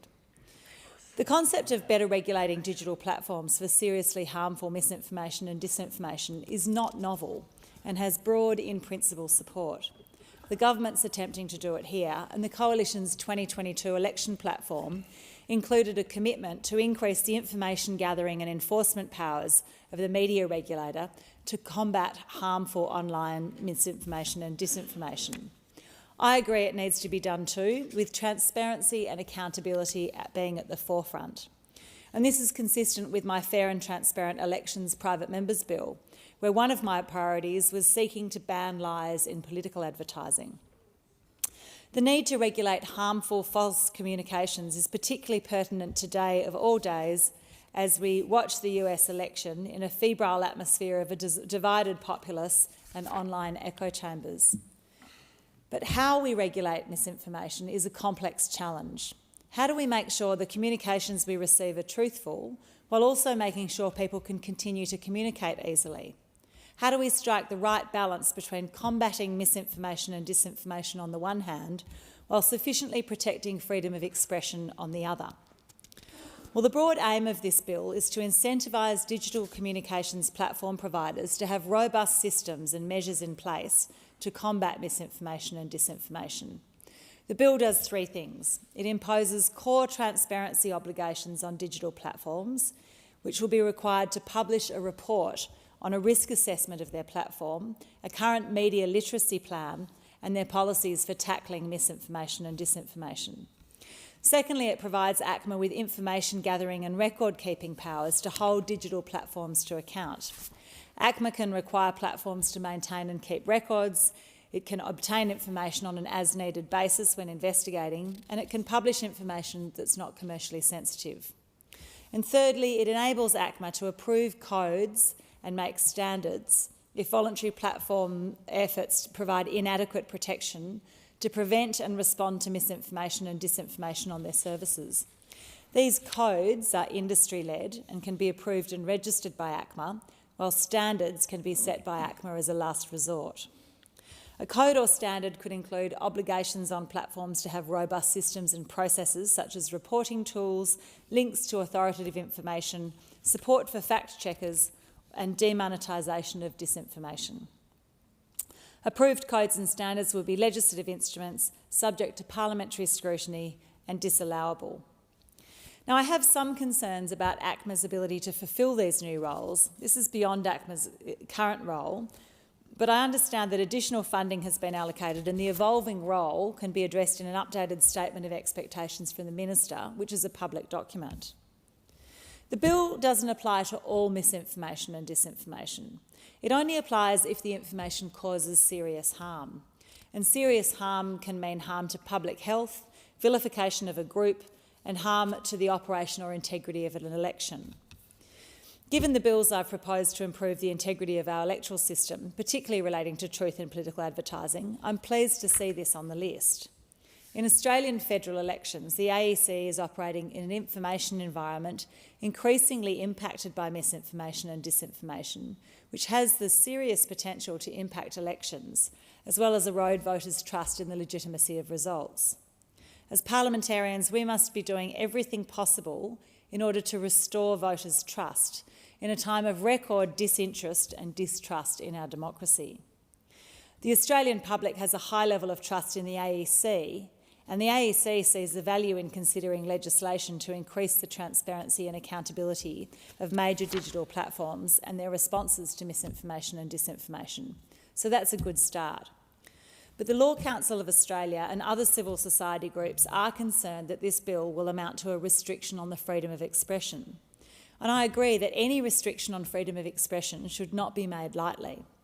And we're back to the Balancing Act I mentioned before. I acknowledge that in drafting, the government has attempted to limit restrictions on freedom of expression. Firstly, ACMA's powers are directed to digital communications platform providers and not to individual end users. These digital communications platform providers will be incentivised to have appropriate systems and measures in place to combat misinformation and disinformation.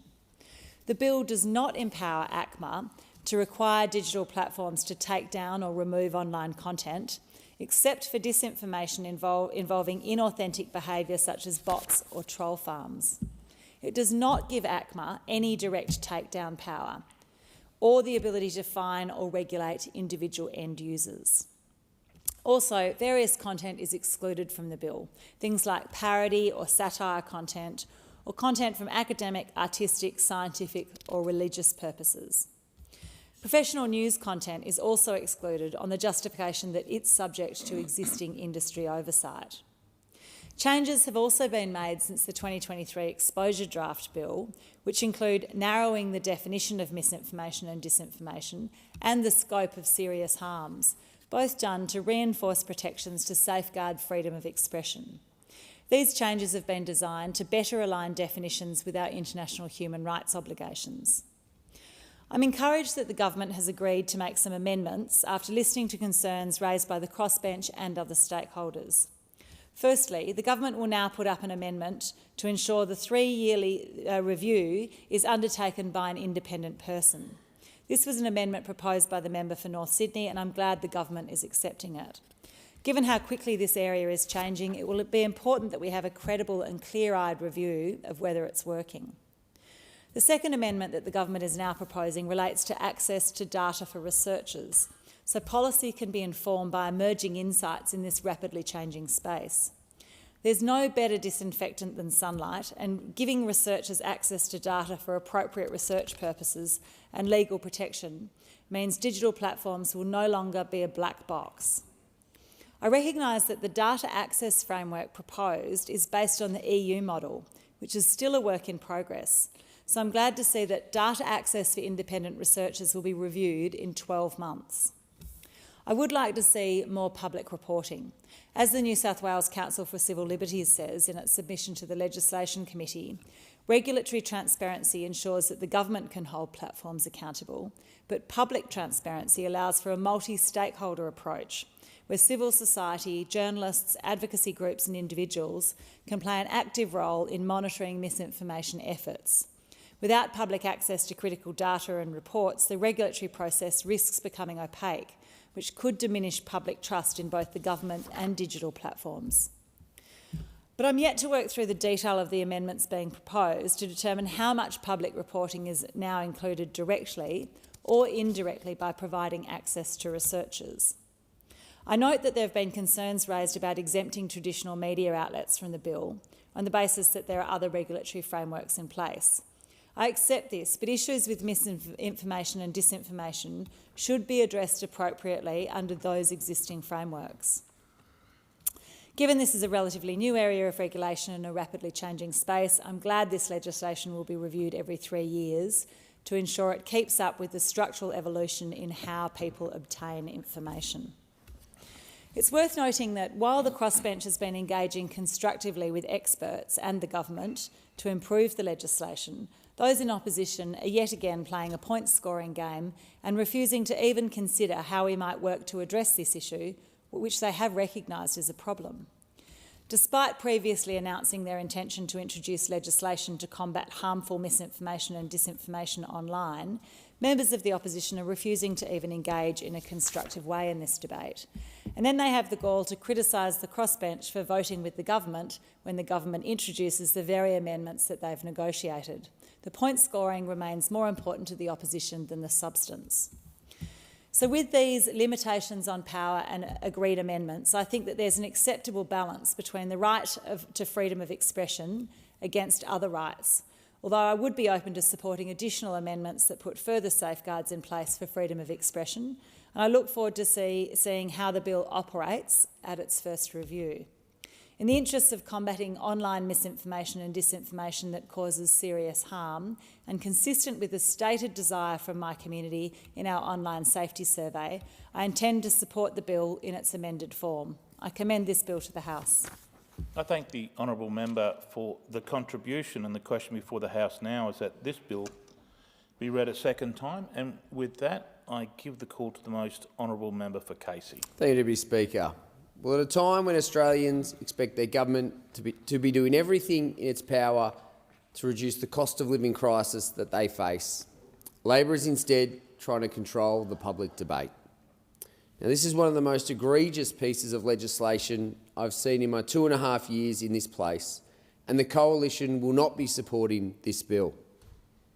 Now, there has undoubtedly been a rise in online harm, whether it's bullying, deepfakes, or the abhorrent spreading of footage after violent attacks. And as lawmakers, we have a duty to keep Australians safe from online harm, but this must always be balanced with our value of free speech that has underpinned our democracy. And democracies move forward when we can debate issues and have opinions heard. No great nation has ever been built by a government that considers itself the arbiter of all truth. But, Deputy Speaker, the challenges we face today in modern society aren't new. They are challenges that have been faced by civilisations for centuries. And let's use one example of a citizen many, many years ago, Galileo. Galileo, the trial of Galileo, that comes to mind, Deputy Speaker. Now, Galileo was ordered to turn himself in to the Holy Office to begin trial. Now, what was his crime? His egregious crime was holding the belief that the earth revolves around the sun. And this was deemed incorrect by the church at the time. And this was the second time that Galileo was interrogated for his beliefs, his strongly held personal beliefs, despite the fact that it was known for centuries that the earth was not the centre of the universe. Now, under this misinformation bill, if Galileo was posting his views online, his views would be deemed misinformation, despite the fact it was his reasonably held belief. Even if he doesn't intend any harms by his belief, they could still be labelled misinformation and shut down from the public debate. And this highlights the delicate balance between combating harmful misinformation and ensuring the freedom to explore and discuss new ideas. But if you try looking to other countries for similar legislation, you won't find it. Comparable countries to Australia, including New Zealand, the US and the UK, do not have laws that remotely resemble what the Albanese government is proposing. This is the government's second attempt at ramming through this bill, following overwhelming opposition to their first bill from human rights act groups, civil liberties, lawyers and over 20,000 Australians, with submissions overwhelmingly saying that this bill was an attack on free speech and would censor the legitimately held opinions of Australians. So those opposite, they went back to the drawing board. They went through a 10-month consultation period and they've come back into this House with a bill that still attacks free speech and will radically alter the landscape of political communication in this country. And to make things worse, Deputy Speaker, the government has limited consultation on this second bill. They know how bad it is after the Human Rights Commission, lawyers, barristers and Australians had their say on the first round. So this time, they limited the consultation period to just 7 days. Let's think about that. This is a bill where they're asking the Australian people to trust them. They're asking the Australian people to trust the government, build trust in our society, and they give the community 7 days to respond because they didn't like the response in the first 10-month consultation period. Tells you everything you need to know about this government. They don't really want to listen to the Australian people. It's all about beach houses and flights. And this is by far one of the biggest changes to Australian democracy, one of the most complex bills we have seen, with an explanatory memorandum over 100 pages. And we had Australians given 7 days to make submissions on this large and wide-reaching bill. Submissions have now closed, which is shameful and shows the government knows that this is a bad bill and the contempt they have for the Australian people. And the lack of consultation on this bill was slammed by the New South Wales Council of Civil Liberties, which said, and I quote, "We strongly assert that the decision to allow only 7 working days for public submissions on such a critical and complex piece of legislation is incompatible with the principles of transparent government." Reminds me of when the Prime Minister talked about a kinder, gentler parliament and then went on to insult every Australian with Tourette's by directly attacking the shadow treasurer. Another example of the hypocrisy of the Prime Minister, who said one thing before the election and does completely different things after the election. With this bill giving the Australian Communications and Media Authority, ACMA, the power to determine what is and is not an acceptable statement online, ACMA will determine whether digital platforms are taking adequate steps to prevent and respond to mis and disinformation. If not, the digital platforms will face fines of up to 5% of their annual turnover. The digital platforms will want to avoid these fines, so they will censor a large amount of free speech of everyday Australians who want to have their say online. But when we talk about digital platforms, Deputy Speaker, the government isn't just talking about what you post on Facebook or Instagram. It extends beyond that to include websites, podcasts, news sites, message boards, search engines. The reality is, most of the internet in Australia. ACMA is going to be telling all of these digital platforms how to comply with these new laws. So let's have a look at how they're going to do that. The explanatory memorandum makes clear that digital communications platform providers could be required to use, and I quote, automated processes and technology to detect and act appropriately on misinformation and disinformation. For example, they could be required to use technology or algorithms to downrank or reduce the spread of misinformation. Now, algorithms are one of the biggest challenges we face with social media, and when I talk to people that aren't very tech-savvy about how they work, the best example I come up with, Deputy Speaker, is Netflix. And every now and then, when I don't get much time to watch Netflix, without looking at who's signed in, you can tell pretty quickly whether it's my station or my kids or my wife's, depending on what pops up, and that's the reality of an algorithm. The Australian people will not even know that they are not being shown the content they want to see. It will be hidden from them before it even becomes possible for them to read that information and get a wide variety of views and make an educated decision. And clearly, to avoid hefty fines, these platforms are going to begin censoring all kinds of material. It's going to happen on a large scale with algorithms trained to censor posts and content that falls into the government's loosely defined definition of misinformation. Now, the definition of misinformation includes statements that are held in good faith. People have opinions and beliefs, but under this bill, even if you believe something with all your heart, that belief can be labelled misinformation. It doesn't have to be a malicious post, and even if it was not intended to deceive, it can be misinformation under this bill, and the platforms will censor your posts. Digital platforms are required to sift through and determine content that may be misleading.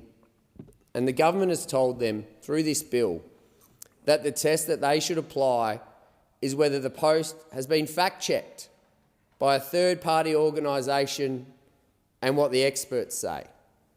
Now, we have all experienced fact-check sites that we don't agree with, fact-checks that have quite a bit of bias in them, but we apparently have to accept it. Although this, I must say, I will use this example, creates an awkward situation for the government, the Prime Minister, the Treasurer.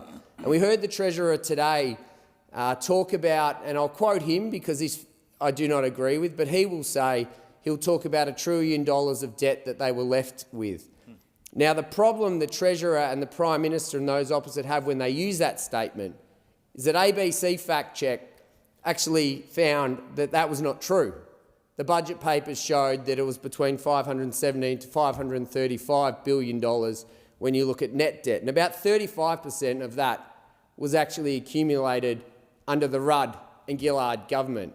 So we have again the hypocrisy of the Treasurer standing up and blatantly, through the definition of this bill, creating misinformation in question time for the Australian people. And I have no doubt that the Treasurer would have seen that fact check from the ABC, but he continues, by his own government's definition, to spread that misinformation to the Australian people today. Says, practice what you preach, member for Wanna. It's probably because he's got a PhD in political spin that he's so good at it.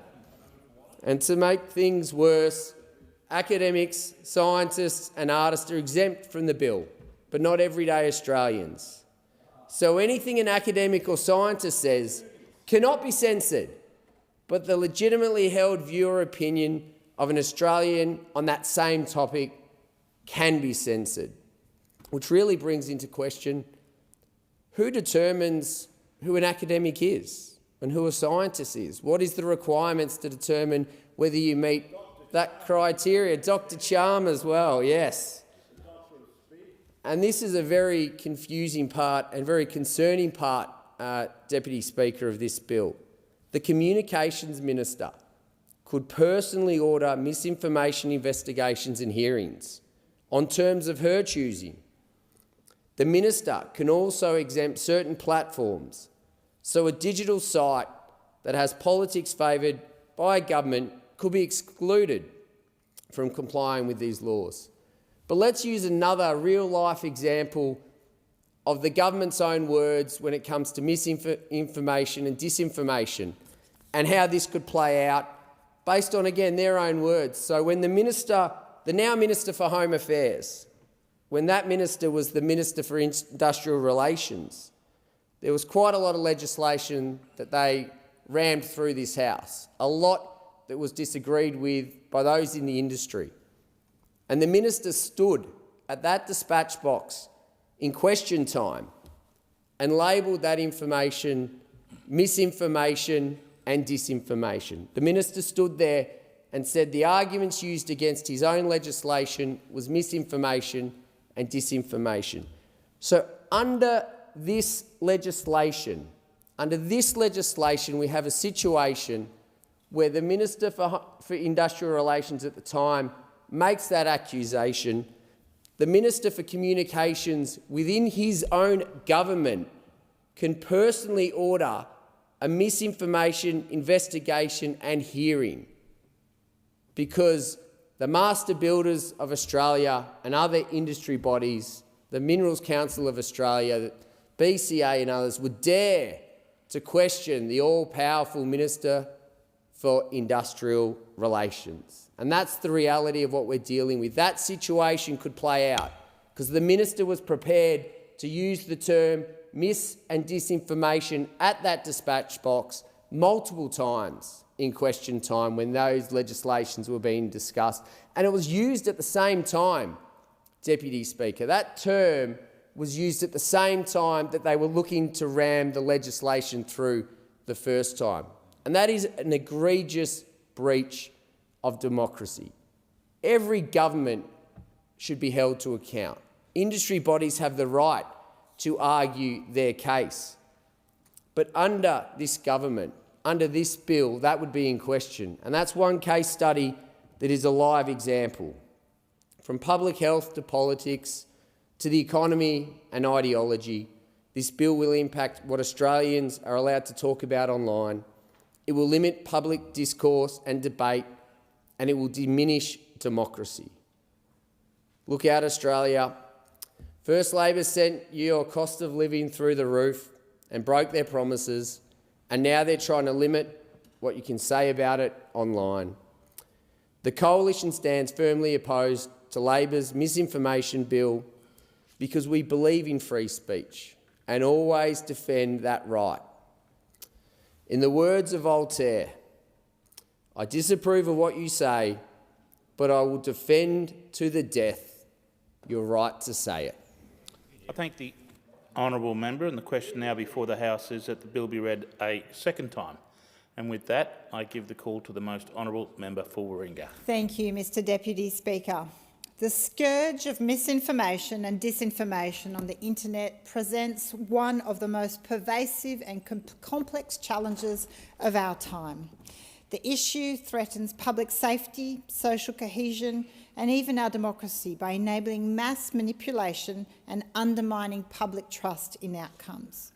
The scale of the problem is staggering, and it is scary, because we know a democracy is only as strong as the information available. And the fact that you have a situation where misinformation and disinformation is currently in an unchecked environment is simply not right.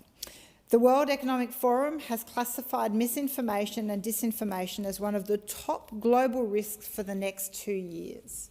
So that really is a sobering, just an incredibly sobering warning.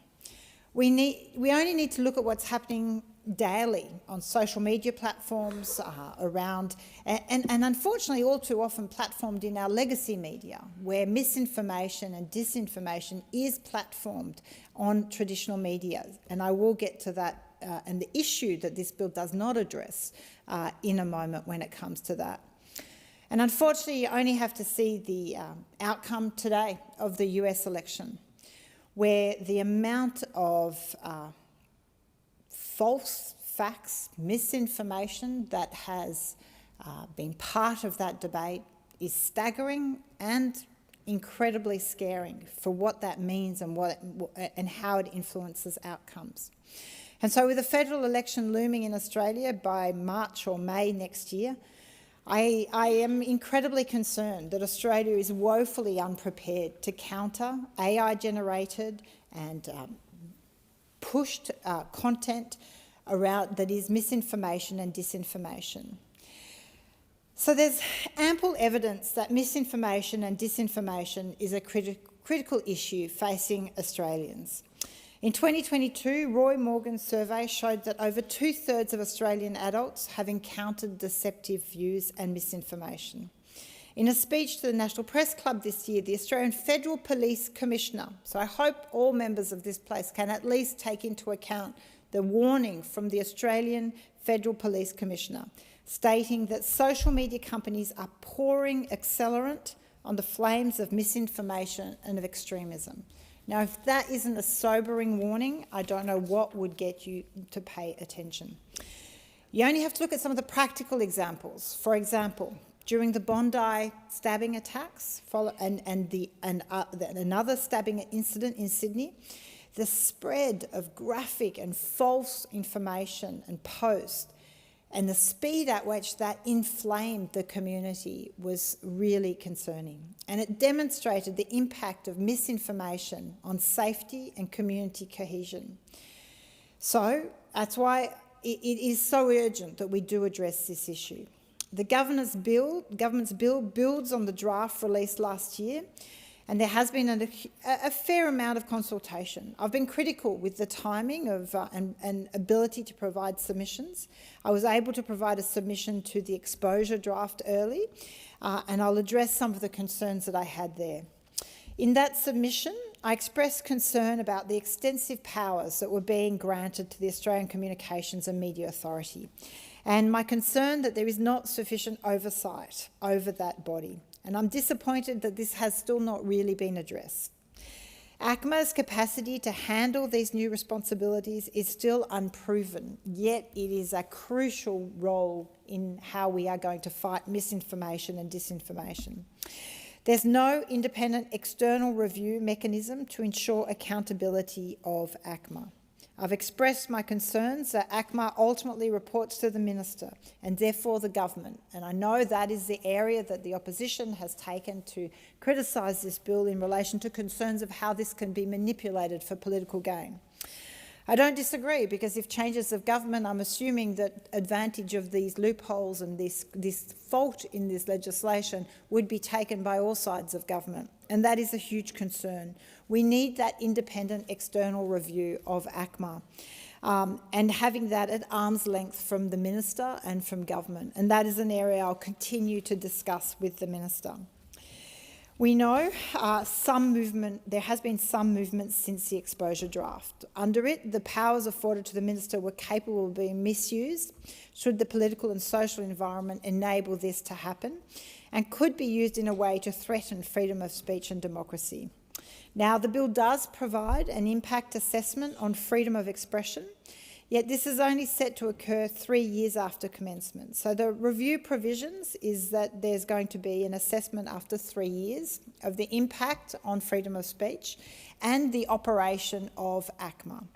My concern is that 3 years is a long time and that more regular review should be required.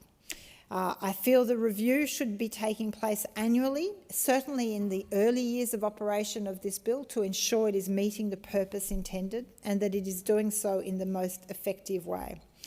We need to ensure transparency and responsiveness to any unintended consequences. And that's why a overly maybe burdensome and more earlier review process can be that overprotective, that extra layer of certainty. And I note from briefings with the Minister that there are provisions, obviously the ACMA will publish yearly account of its engagement and action and use of the powers.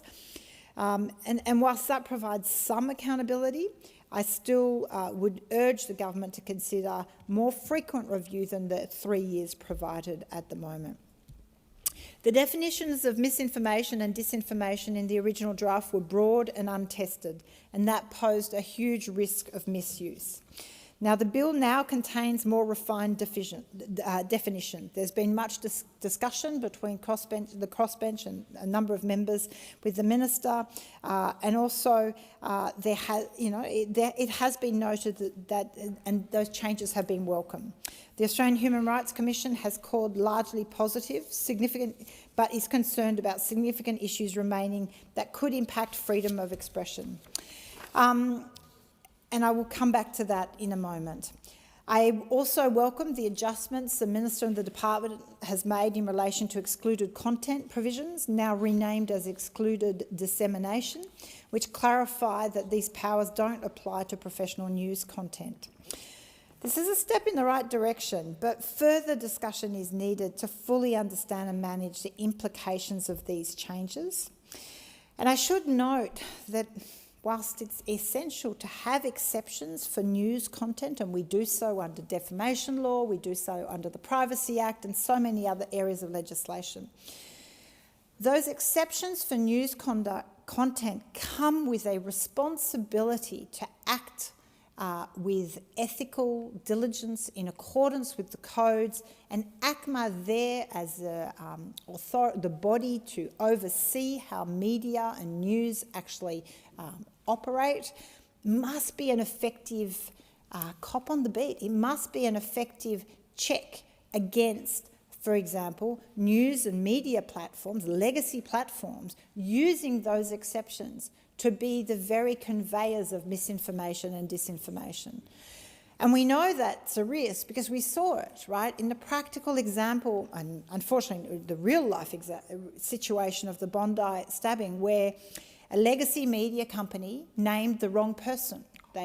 And nothing in this Act would prevent that from happening. Now, of course, defamation proceedings kicked in and that was the resolve. But there is a great concern where, well, the hope is that this legislation would stop the misnaming of the person from getting the kind of traction and growth and, and spreading in an online content.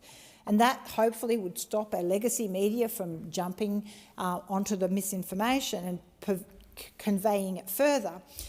But it does raise that question that nothing in this bill addresses misinformation and disinformation as published and pushed by legacy media companies. And that is still a step that needs much work.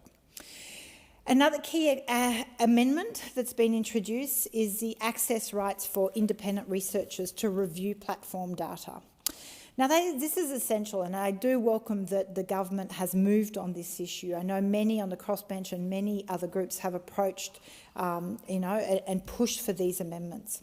It's incredibly important that online platforms be compelled to produce their data so it can be analysed and used for research, so we can actually assess the risks of what is happening online, from eating disorders to online bullying to mental health. There are so many areas where researchers, legitimate independent researchers, need to have that access, need to have access rights for the platform data. And we know the platforms hold that data very closely. They do not share it willingly. Now, this will be managed again by ACMA with an initial review after a year to see how that's going. Again, this is a lot of responsibility being put on ACMA, and which again raises my concern that we need a review of the operations of ACMA and make sure they are robust, diligent and fit for purpose. Now, this change in relation to independent researchers helps address the opacity of social media platforms and promote a better research into even the very impact of misinformation. Now, one of the fundamental considerations of this bill is the balance between free speech and public safety. The Human Rights Commission has raised concern that this bill could infringe on free speech rights. But at the same time, we have to acknowledge, and I should say the High Court has acknowledged, freedom of speech is not a right to spread misinformation and disinformation. There are two very different things in that. And the human right to free speech does not override the human rights in relation to racial vilification or discrimination and all the other aspects of human rights. And I do find it interesting that so many in the oppositions are here, rallying the call of human rights, but yet no one is prepared to stand up for a Human Rights Act. Other than the crossbench putting it forward, there has been objection to actually codifying human rights here, having a specific law to address that. So it is always a really difficult balance in between those different rights. The right to be safe, to not be racially vilified or to be vilified for someone's sexual orientation. Free speech is not an unlimited right, and that is the balance that has to be done. And I'd say in the context of the campaign around this legislation, there has been a lot of conspiracy theories, and we certainly have received a lot of information both ways. But overwhelmingly, we have to take into account the widespread damage caused by misinformation and disinformation. And to me, it ultimately, whilst I have some concerns, highlights the need to implement this legislation. The bill may not address every aspect of the complex issue. Its immediate implementation, nevertheless, could provide a solid foundation to begin tackling these challenges. Improvements to be made through ongoing review. Essentially, I see this as a start of putting up some guardrails against misinformation and disinformation. But I think much work is going to need to be done, and we are going to need to be incredibly vigilant to make sure that those guardrails are working effectively. But I should say we can't talk about misinformation and disinformation without talking about something that I have been trying for 4 years to get all members in this place to sign up to, which is a standard similar to in consumer advertising in political advertising. It is absolutely unacceptable that we have still yet to legislate against misleading and deceptive advertising in political advertising. I have put forward a Stop the Lies bill. I have put forward voter protections, and despite the government saying it will act on this, we have not yet seen that, and we are running out of time again for another election. So what I say to people is the only way you are protected is you have to inoculate yourself against misinformation and misleading and deceptive content. If it doesn't sound right, it seems a little bit like an odd claim, it probably is. Check your sources. Make sure you know where to go to for fact-checked information. So the role and authority of ACMA will require careful monitoring in this situation. Historically, ACMA has been partly funded by the media sector it oversees, and it has not demonstrated robust accountability. And we know we've seen that in too many examples. Now, the Minister, and I've had many discussions, has indicated that a clear statement of ministerial expectation will be made that will set the bar high for ACMA to act, and that expanded role there will be care to make sure that that expanded role meets public expectations of integrity and transparency. So whilst I have concerns, I commend the bill to the House as an important guardrail against misinformation and disinformation. I thank the honourable member for her contribution on the question now before the House is that this bill be read a second time, and it gives me great pleasure to now give the call to the most honourable member for Bow. Thank you, Mr Deputy Speaker. It is a late hour this evening, and certainly not a lot of government members here to listen to our contributions, and it's disappointing that we haven't got more government members willing to defend their own bill. But it's certainly an important bill. It's a bill that I'd probably say I've had more correspondence on this issue than any other that has been before this parliament. and it's something that the government should have given a lot more thought to before they introduced this for a second time. And it's something that certainly I think a lot of voters across this country are very concerned about. Certainly a lot of my constituents, and certainly the feedback from members I've heard from across the aisle has been that this has certainly been a hot issue, and one that is worthy of a good, lengthy debate from both sides. The conventional wisdom once held that the world was flat, that smoking was healthy, and that slavery was part of the natural order.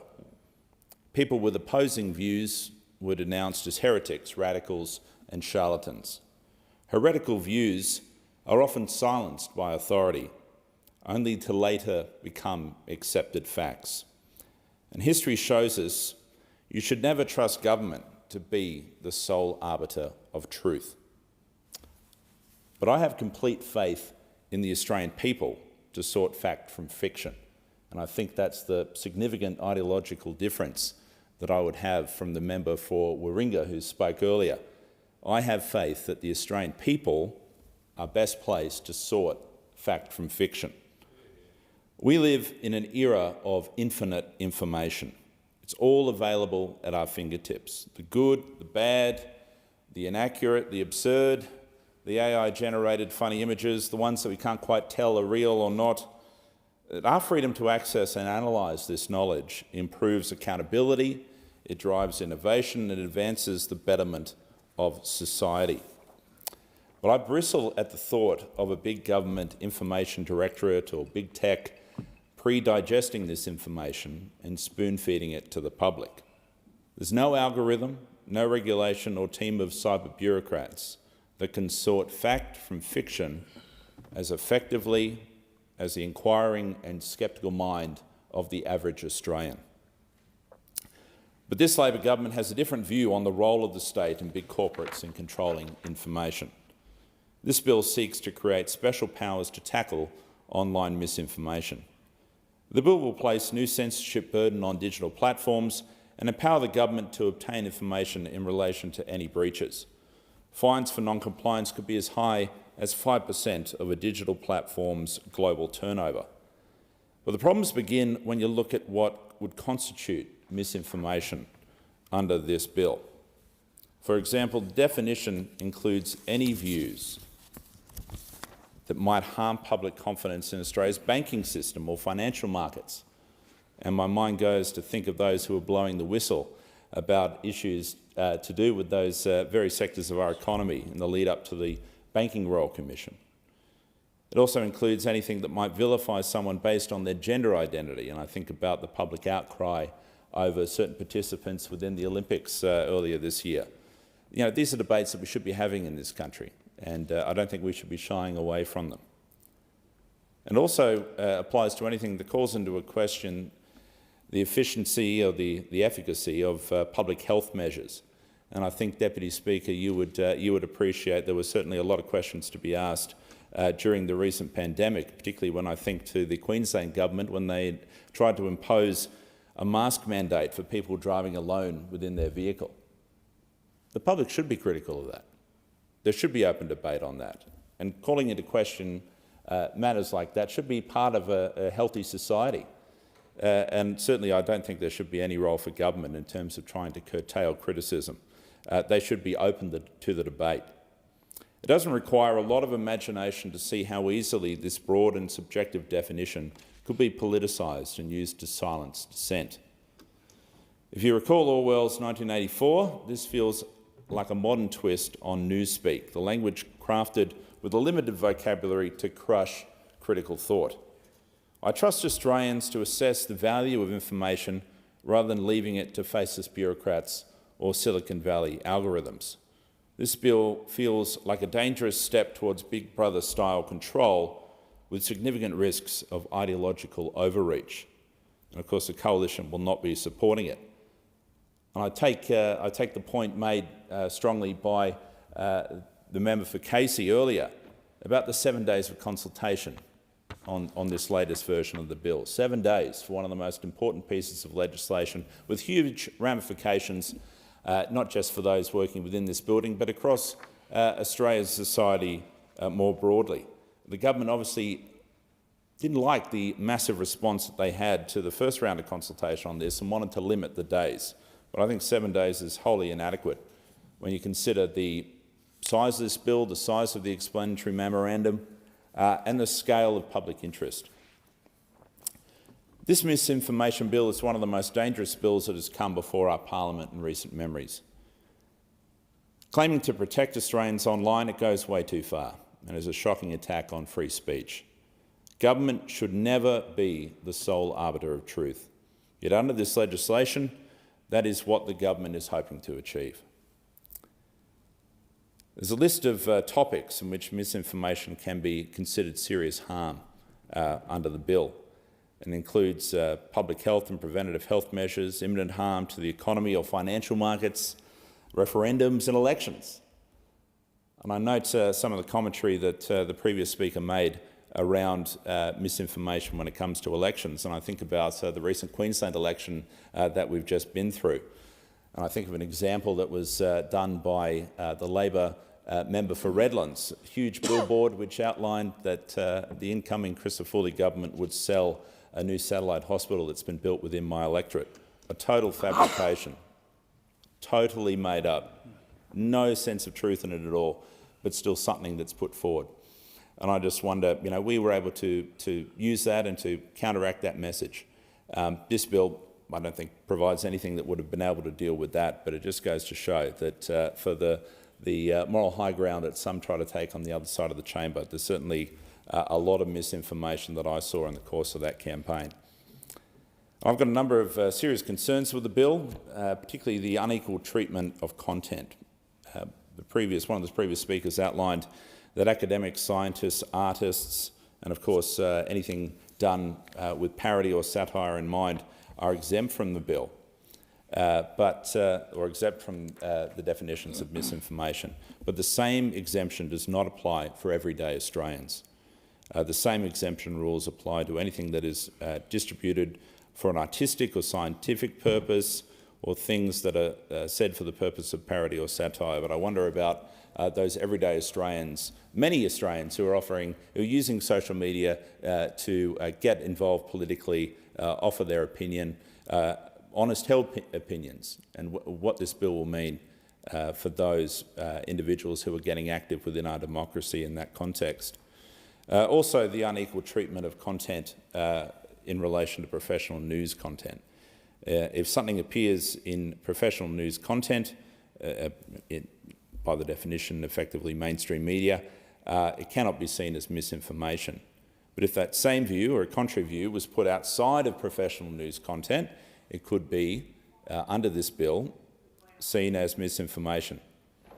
Now this applies to journalists. While their content would not be misinformation, if it was within their professional news content, it could be if it was expressed on their personal Facebook page or on Twitter, for instance.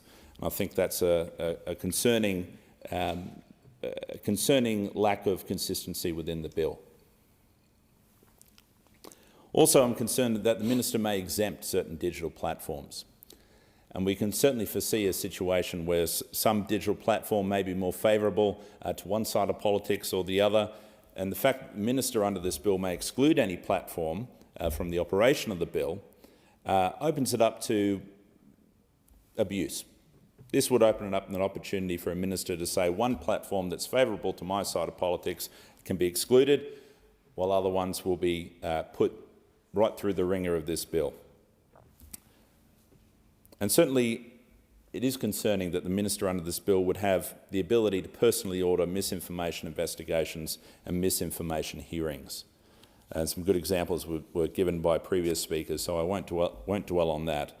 But when you consider the powers that would invest in the minister to be able to target dissenting views in relation to any number of policies, and the ability to personally order that, I think is just a massive abuse, or open to a massive abuse, and certainly something that we don't want to be seeing in Australia. The bill would also impose huge fines on digital platforms if the government decides that they have not done enough to prevent or respond to misinformation. And this is really my primary concern with this bill. The digital platforms are going to err on the side of pulling anything off that they think might even come close to infringing on these provisions. So they are going to, as is totally understandable from their perspective, going to err strongly on the side of limiting free speech of Australians. And that worries me significantly, because we're talking about a scale where individuals can't be making individual calls about what this or that is information, is misinformation, what's accurate and what isn't. They're going to be relying on algorithms to make those decisions for them, and they're going to have to stay on the safe side, err as much as possible on caution. The Communications Minister is reportedly warning that there would be devastating consequences should this legislation not be passed by the end of the year. And I find this totally alarmist and desperate language, and I think the government has had more than 2 years to do this already. And I think that, absolutely, so I think that we believe in freedom of speech on this side, and certainly we want to defend the rights, and we want to give this through the proper process. And certainly it shouldn't be something that's rushed through this place or the other. Now, let me turn to some of the comments that are being made by stakeholders. There were many thousands of submissions made to the Senate inquiry, and barely a fraction of those have been uploaded for public view. We know, of course, that the second take on the bill has only been open for consultation for a week, but we have had some very interesting stakeholder feedback across many factors of this bill. The Victorian Bar Association has made a scathing submission which warned the bill would undermine free speech by encouraging, quote, chilling self-censorship and stifling discussions of sensitive or controversial views. The Australian Human Rights Commission has warned that proposed law doesn't strike the appropriate balance with respect to free speech. It also needs to be recognised that information, I'm quoting here from them, it also needs to be recognised that information may be opportunistically labelled as misinformation or disinformation to delegitimise alternative opinions and limit open discussion about issues of public importance. I think that's incredibly sound advice from the Australian Human Rights Commission on this front. They've also said digital providers will be assessing whether the content of religious belief is reasonable in determining whether or not it is misinformation. This is the same as saying that providers are empowered to determine whether the teaching is reasonable in itself. Christian Schools Australia are another group that have outlined in their submission their opposition to this bill. They've said social media companies are incentivised to broadly interpret the definition of misinformation and narrowly interpret content that is reasonably disseminated for a religious purpose. Christian Schools Australia also note that social media companies will be able to exercise discretion about how to interpret their obligations and whether content by faith-based schools is reasonable dissemination for a religious purpose. Disputes under the misinformation bill are ultimately subject to court rulings. This creates the disturbing scenario where a court may determine whether or not a religious belief is reasonable. As outlined by the Australian Catholic Bishops' Conference, the bishops have said in relation to this bill that it leaves open to a judicial authority to decide what is and what is not reasonable when it comes to expressing a religious belief, and whether the expression of a religious belief is always for a religious purpose. And they've gone on to extensively rip apart this bill, and there's been a number of other stakeholders who've made similar comments in relation to the religious aspects of this bill and the concerns about what digital providers may or may not interpret as misinformation. Ultimately, Deputy Speaker, I think this comes down to a significant ideological difference between us and the government. We have faith in the Australian people to sort fact from fiction. We believe that it should be the Australian people as the arbiters of what is truth when it comes to any public discourse in this country, and we have faith that they've got the capacity to do that. We do not support this bill. This is a massive overreach, and we ask the government to reconsider this, go back to the drawing board. I thank the honourable member for the contribution, and the question now before the House is that this bill be read a second time, and with that I give the call to the most honourable member for Mayo. Thank you, Deputy Speaker.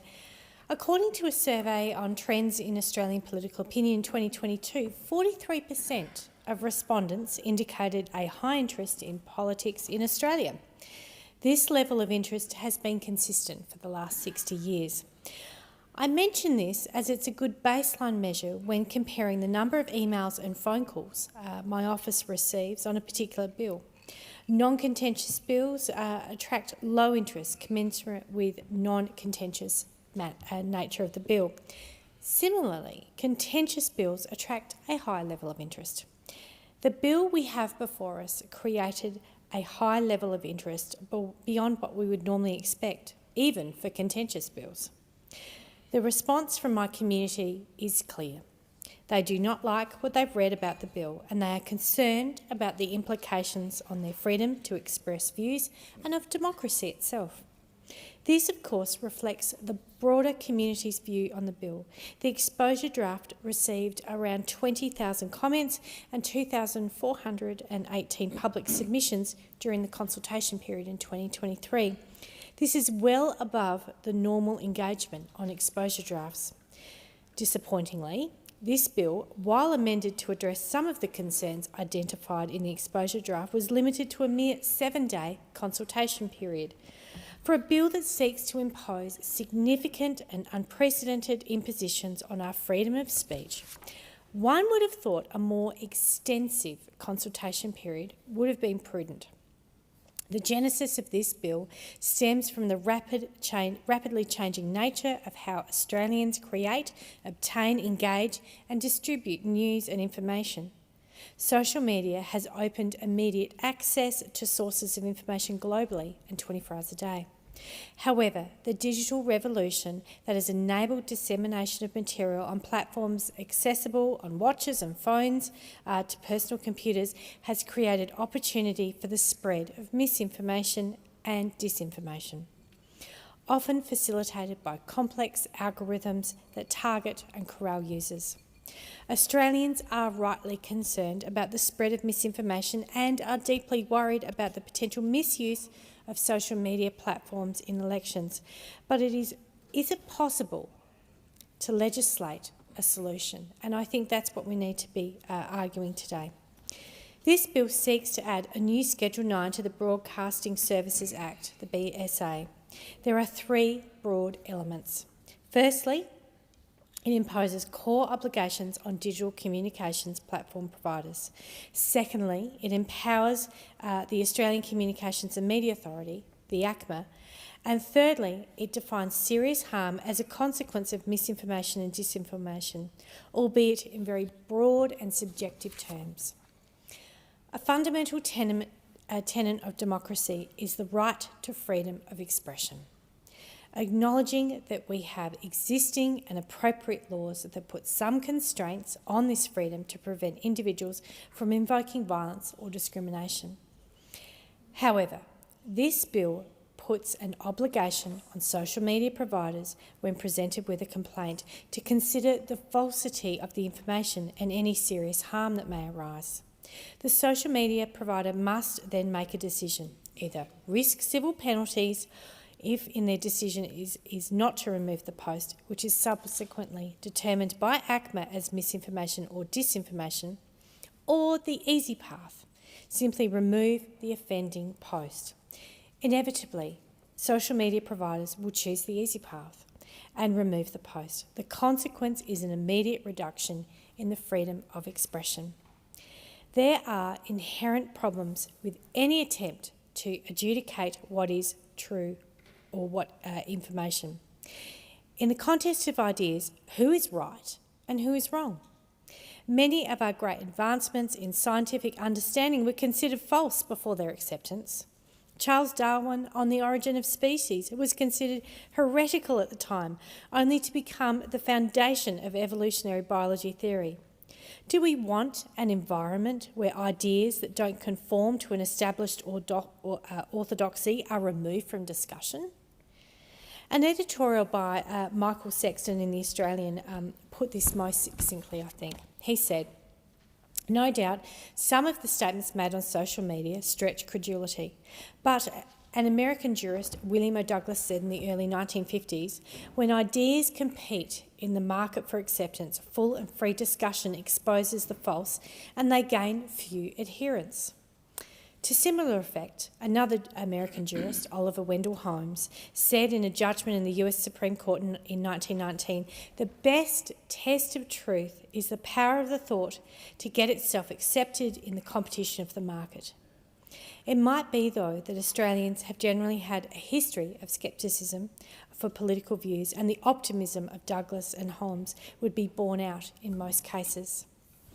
The obligations on social media providers and empowering of ACMA is the stages of the prevention of serious harm, which this bill defines as harm to the operation or integrity of an Australian electoral process, harm to public health in Australia, vilification of a group of Australian society defined by race, religion, sex, sexual orientation, gender identity, intersex status, disability, nationality or national or ethnic origin, or vilification of an individual because of belief that the individual is a member of such a group.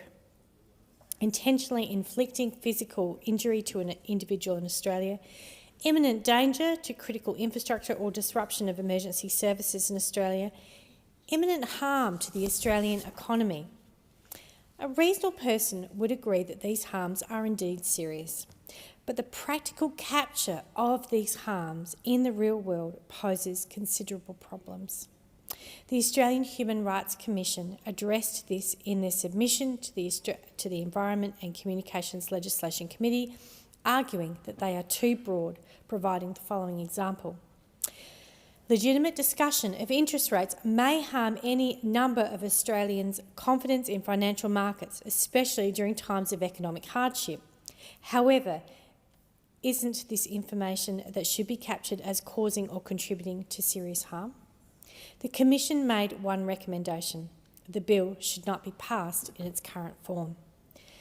Deputy Speaker, no one wants to see the spread of false and misleading information, but I don't think people want us to entertain the censorship of ideas either. When governments become the arbiter of truth, we start on a perilous path that must be avoided. Accordingly, I most certainly will not be supporting this bill. I do thank the honourable member for the contribution, and the question now is that this bill be read a second time, and with that I give the call to the most honourable member for Durack. Thank you, Deputy Speaker. I rise today to speak against the Communications Legislation Amendment Combating Misinformation and Disinformation Bill 2024. As many of my esteemed colleagues have identified throughout this debate, this legislation presents a serious threat to Australians' freedom of speech. At a time when Australians are living in a cost of living crisis, it beggars belief that the Albanese government would think that this proposed bill would be a priority.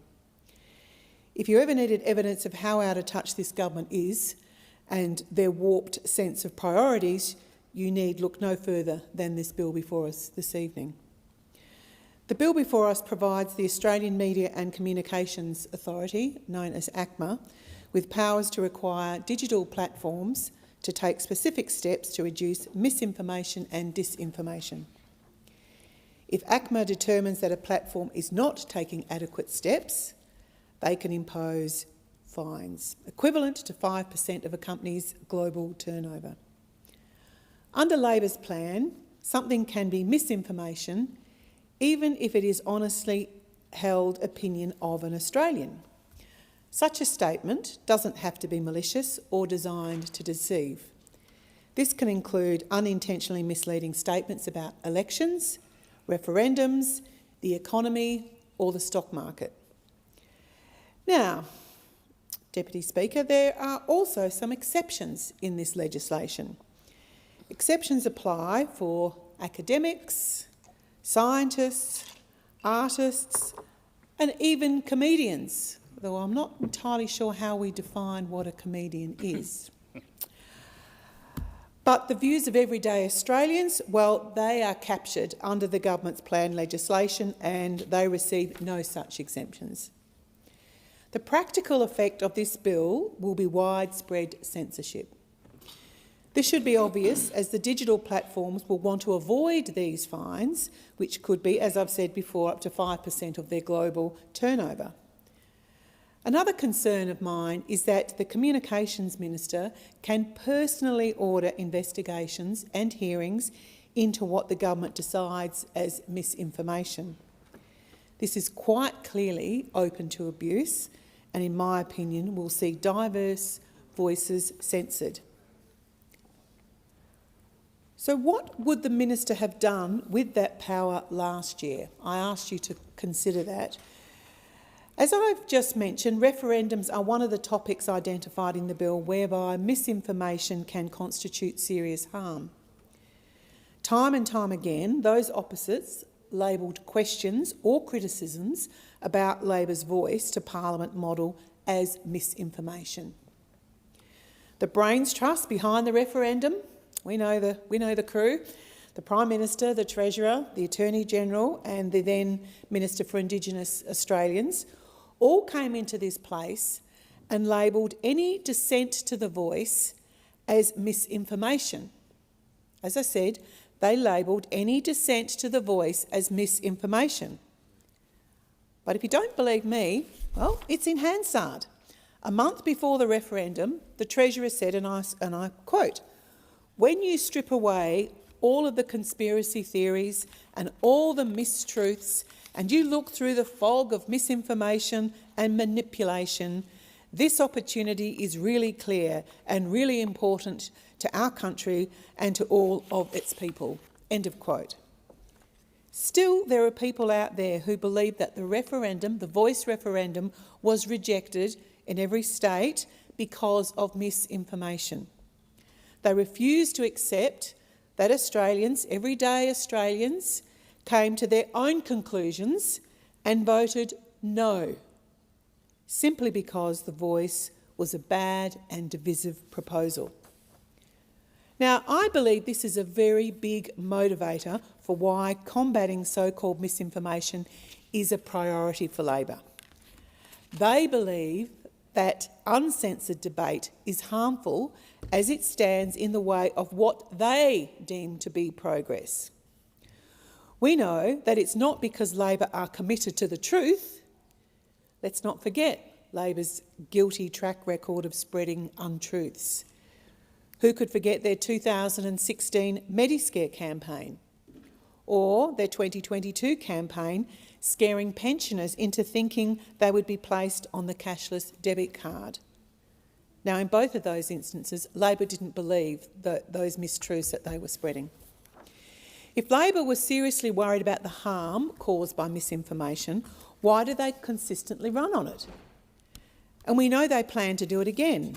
We've already seen the memes unleashed of three-eyed fish in response to the Coalition's proposed nuclear policy. It's a classic policy of do as I say, not as I do. And while I mentioned the voice, it's clearly not just the voice, because misinformation has become a left-wing catch-all phrase for everything they don't like to hear. Put simply, if you agree with Labor, well, it's all good. If you have a different opinion, then guess what? That must be misinformation. In July, the WA Labor member for Hasluck said in a speech to the House in reference to the live sheep trade debate, and she said, and I quote, "Unfortunately, there has been a lot of rhetoric and a lot of misinformation, not just from the opposition, but from leaders within the farming bodies, such as the National Farmers Federation." End of quote. Mr Speaker, this is just another example of dissent being branded as misinformation. See where we're going here? I'm very concerned that this is a very slippery slope, and I'm sure a lot of Australians would be shocked to know that this is even possible.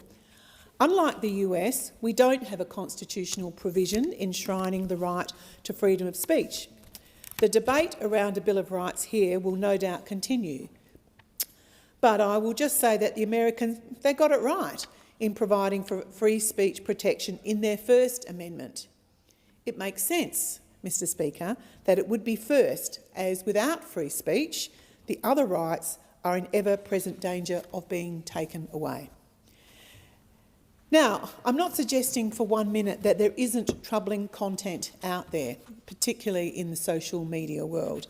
Personally, I think we would all be better off as a society if we spent less time online and more time in the real world.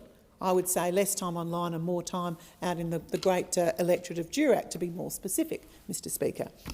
However, when we're talking about troubling speech, the traditional approach has always been that the way to combat bad speech is with more speech. Labor is abandoning this approach in favour of mass censorship. So mark my words, this will lead to a further decline in trust for government and, of course, leave many of those censored feeling vindicated and only further commit them to their cause. Just think of the old saying, if they're coming after you, you must be doing something right. These are issues that really should have been considered by the Minister, given that this bill had a long holiday. As we know, there was a 2023 bill, which was even more extreme than the one before us this evening. In response to that version of the bill, the government received more than 20,000 submissions and other responses strongly opposing it. Groups including the Human Rights Commission, civil liberty bodies, the Australian Law Commission and religious institutions deeply criticised the draft legislation. Well, unfortunately of binning the friendless bill, they've now brought it back.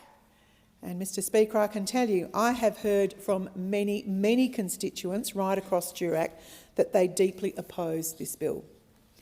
They share my concerns that this radical bill represents an unacceptable attack on the freedom of speech. Constituents have raised with me that they are concerned by the vague definitions of misinformation and serious harm and fear this could easily lead to over-censorship, which will stifle legitimate discussion and debate. I'm certain that this isn't just Liberal and National members receiving this feedback from our communities. I'm quite sure that those sitting opposite have also been receiving the same lack of appreciation for the bill before us this evening.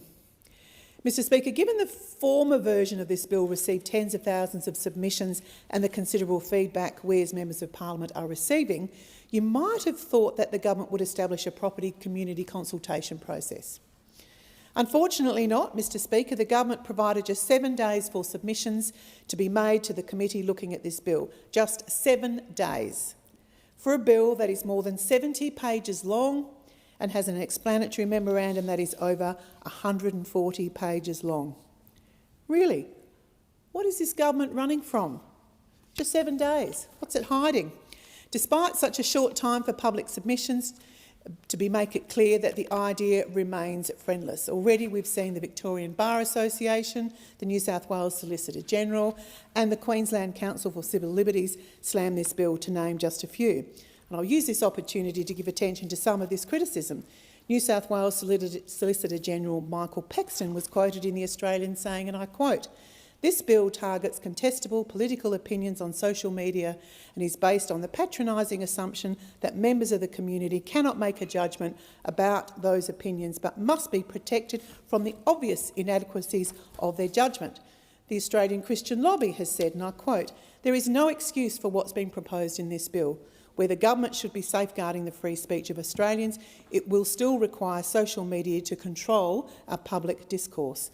From public health to politics to the economy and ideology, how this bill defines harm will determine what you and I are allowed to say online." As I've said, one of the areas open to censorship under this bill is public health, and Professor Nick Coatsworth, former Deputy Chief Health Officer, was one of the lucky few that got an opportunity to make a submission.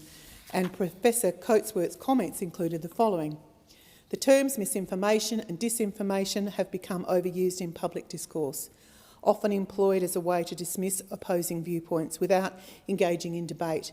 In an era where limited attention spans hinder reasoned discussion, these terms have become shortcuts to shutting down conversations rather than seeking to impose the truth upon the public through legislation.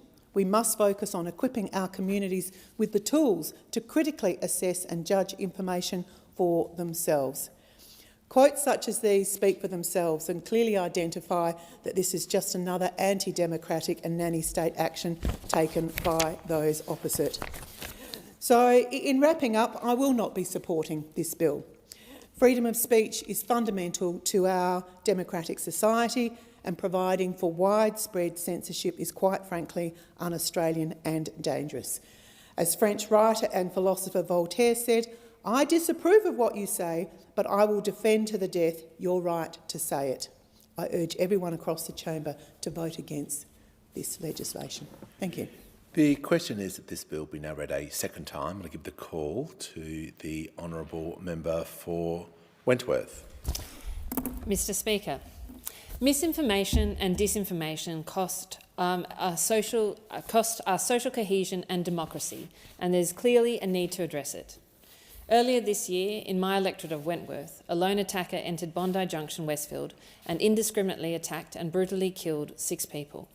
In the wake of that attack, a student from the University of Technology, Sydney, was incorrectly identified as the perpetrator on Platform X, which precipitated abuse, threats of violence, hate speech, and racial slurs against him and the Jewish community of which he is a member. This August, in the United Kingdom, anti-immigration riots erupted when misinformation was spread following the tragic death of 3 young girls at a dance school in northwest England. There is clearly a cost to allowing harmful misinformation and disinformation to propagate and spread unchecked on social media. It can have significant and sometimes tragic consequences. But fighting misinformation and disinformation can also have real costs. We are in a time of low trust in government, low trust in media.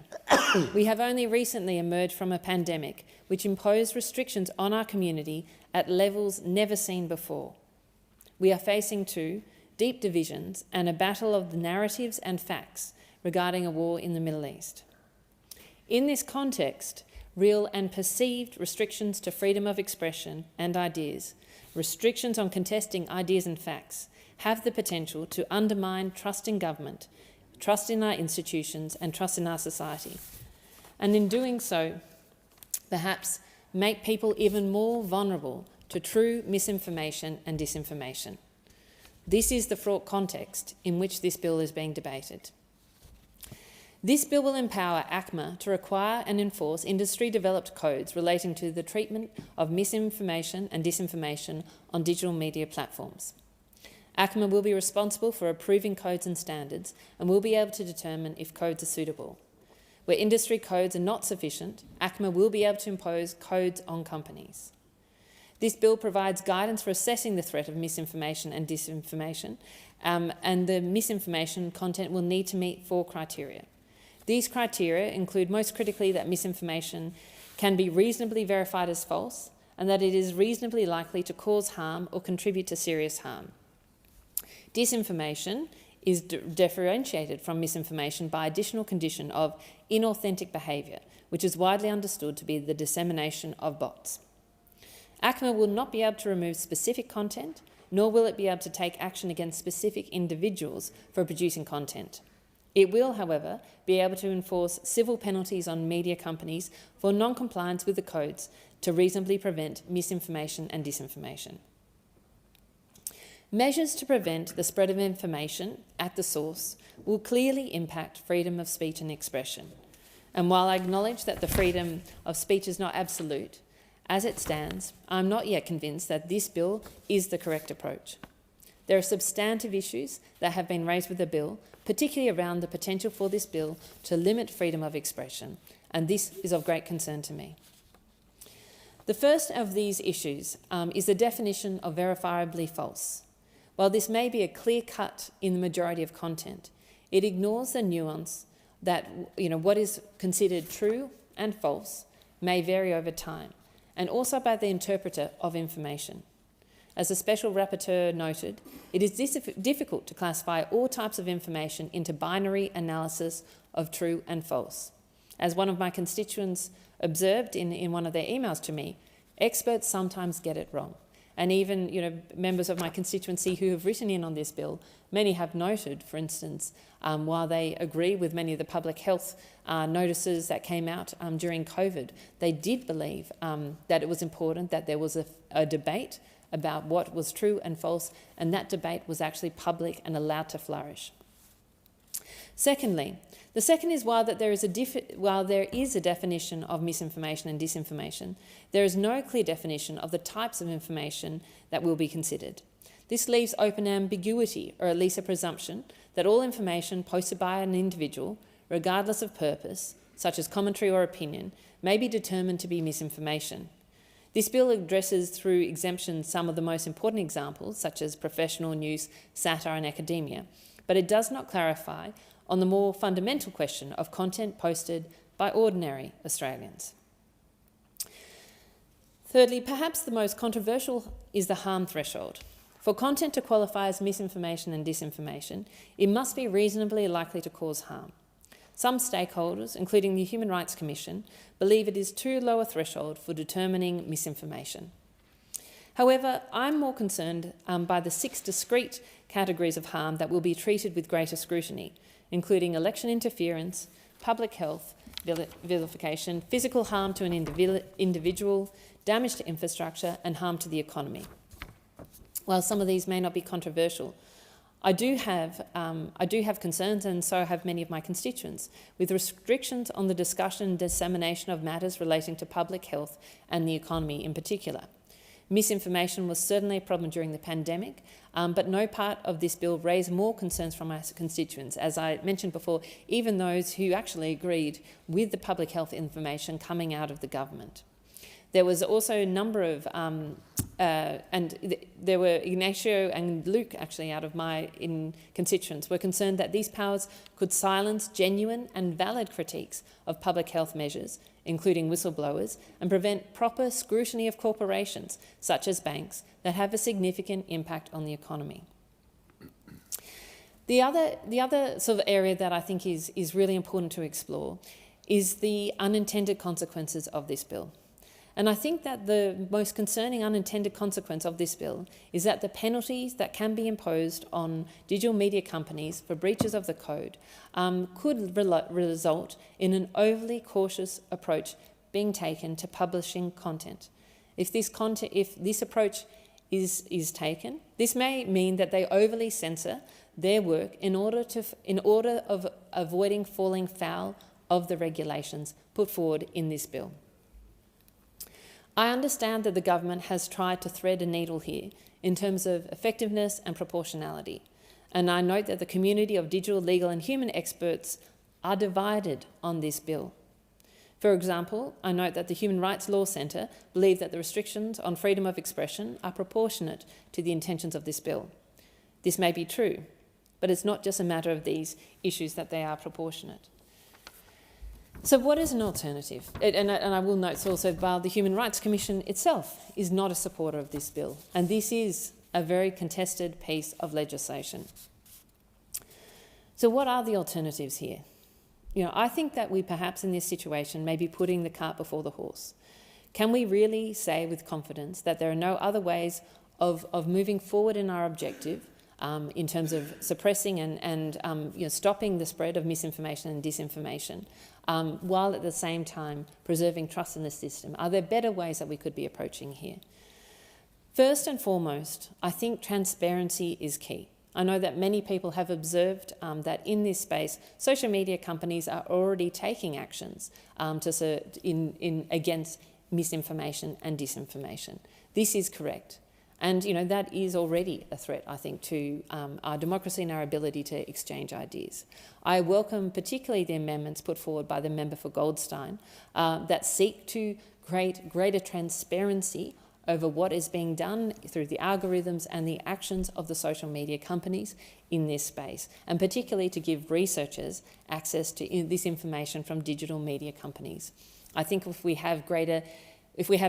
start with, frankly, with that greater scrutiny on what actions are already being taken, how misinformation and disinformation is already being addressed, it is a really important part. In addition to this transparency, which could be this first, I think, building block of better addressing misinformation and disinformation, there are some other safeguards that are being employed, perhaps in other jurisdictions that I think could be potentially useful in this space. There is scope to bring in content warnings that could indicate misinformation or identify where claims cannot be identified. Emerging literature is showing that these are sort of types of warning labels, and they certainly have been used in the past in public areas, and certainly some of the students I spoke to and consulted in my response to this bill highlighted how useful some of those warning labels were for, sort of effectively labels to say, hey, check the facts on this one, how useful those sorts of things were. This could be legislated on media companies without discouraging the publishing of material or limiting the ability of a consumer to view the material and make up their own minds. Similarly, several jurisdictions, including the US and the UK, are exploring the use of watermarks on AI content, or at the very least provisions on AI providers to enable detection and tracing of AI content. Again, this is, I think, some really positive steps. It will require some coordination, but I believe that these could be quite effective measures with dealing with misinformation and disinformation without either limiting the power of AI, but also without some of the potential restrictions and some of the concerns that community will have and do have, and have certainly expressed to me, if they feel that that legitimate debates are not being allowed to be prosecuted on the basis of misinformation and disinformation. When I spoke to members of my community about this, and I spoke to particularly young people, two groups of students, one group of high school students and one group of between high school and sort of university and starting work. All of these students identified, the challenges of misinformation and disinformation. However, they all actually came back to me and said perhaps the strongest and the best approach in this area is actually education and critical thinking. How do we better equip people to critically assess the information that is in front of them, as well as some of the warning contents and those pieces. That was certainly the first area that they suggested should be our first area of action.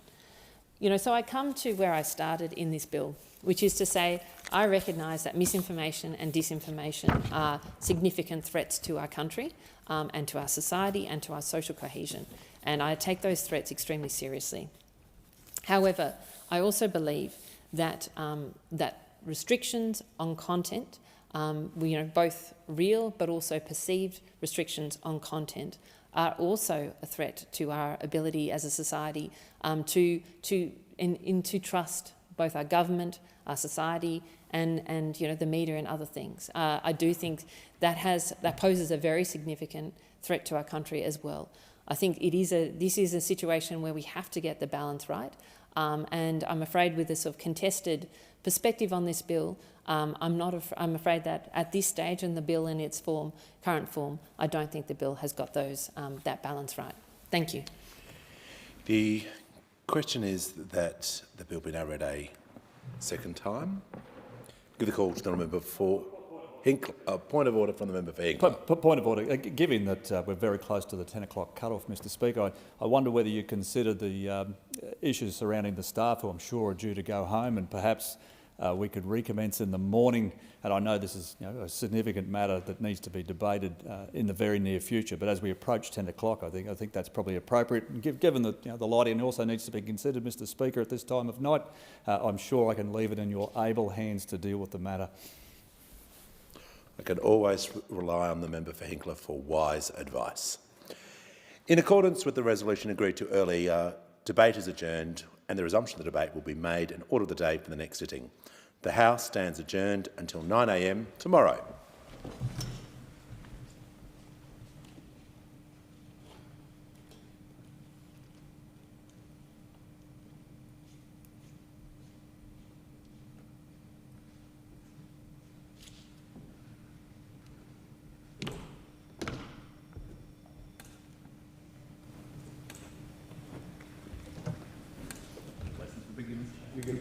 You in, mate. Well done. Thank you. Good night. Sleep well.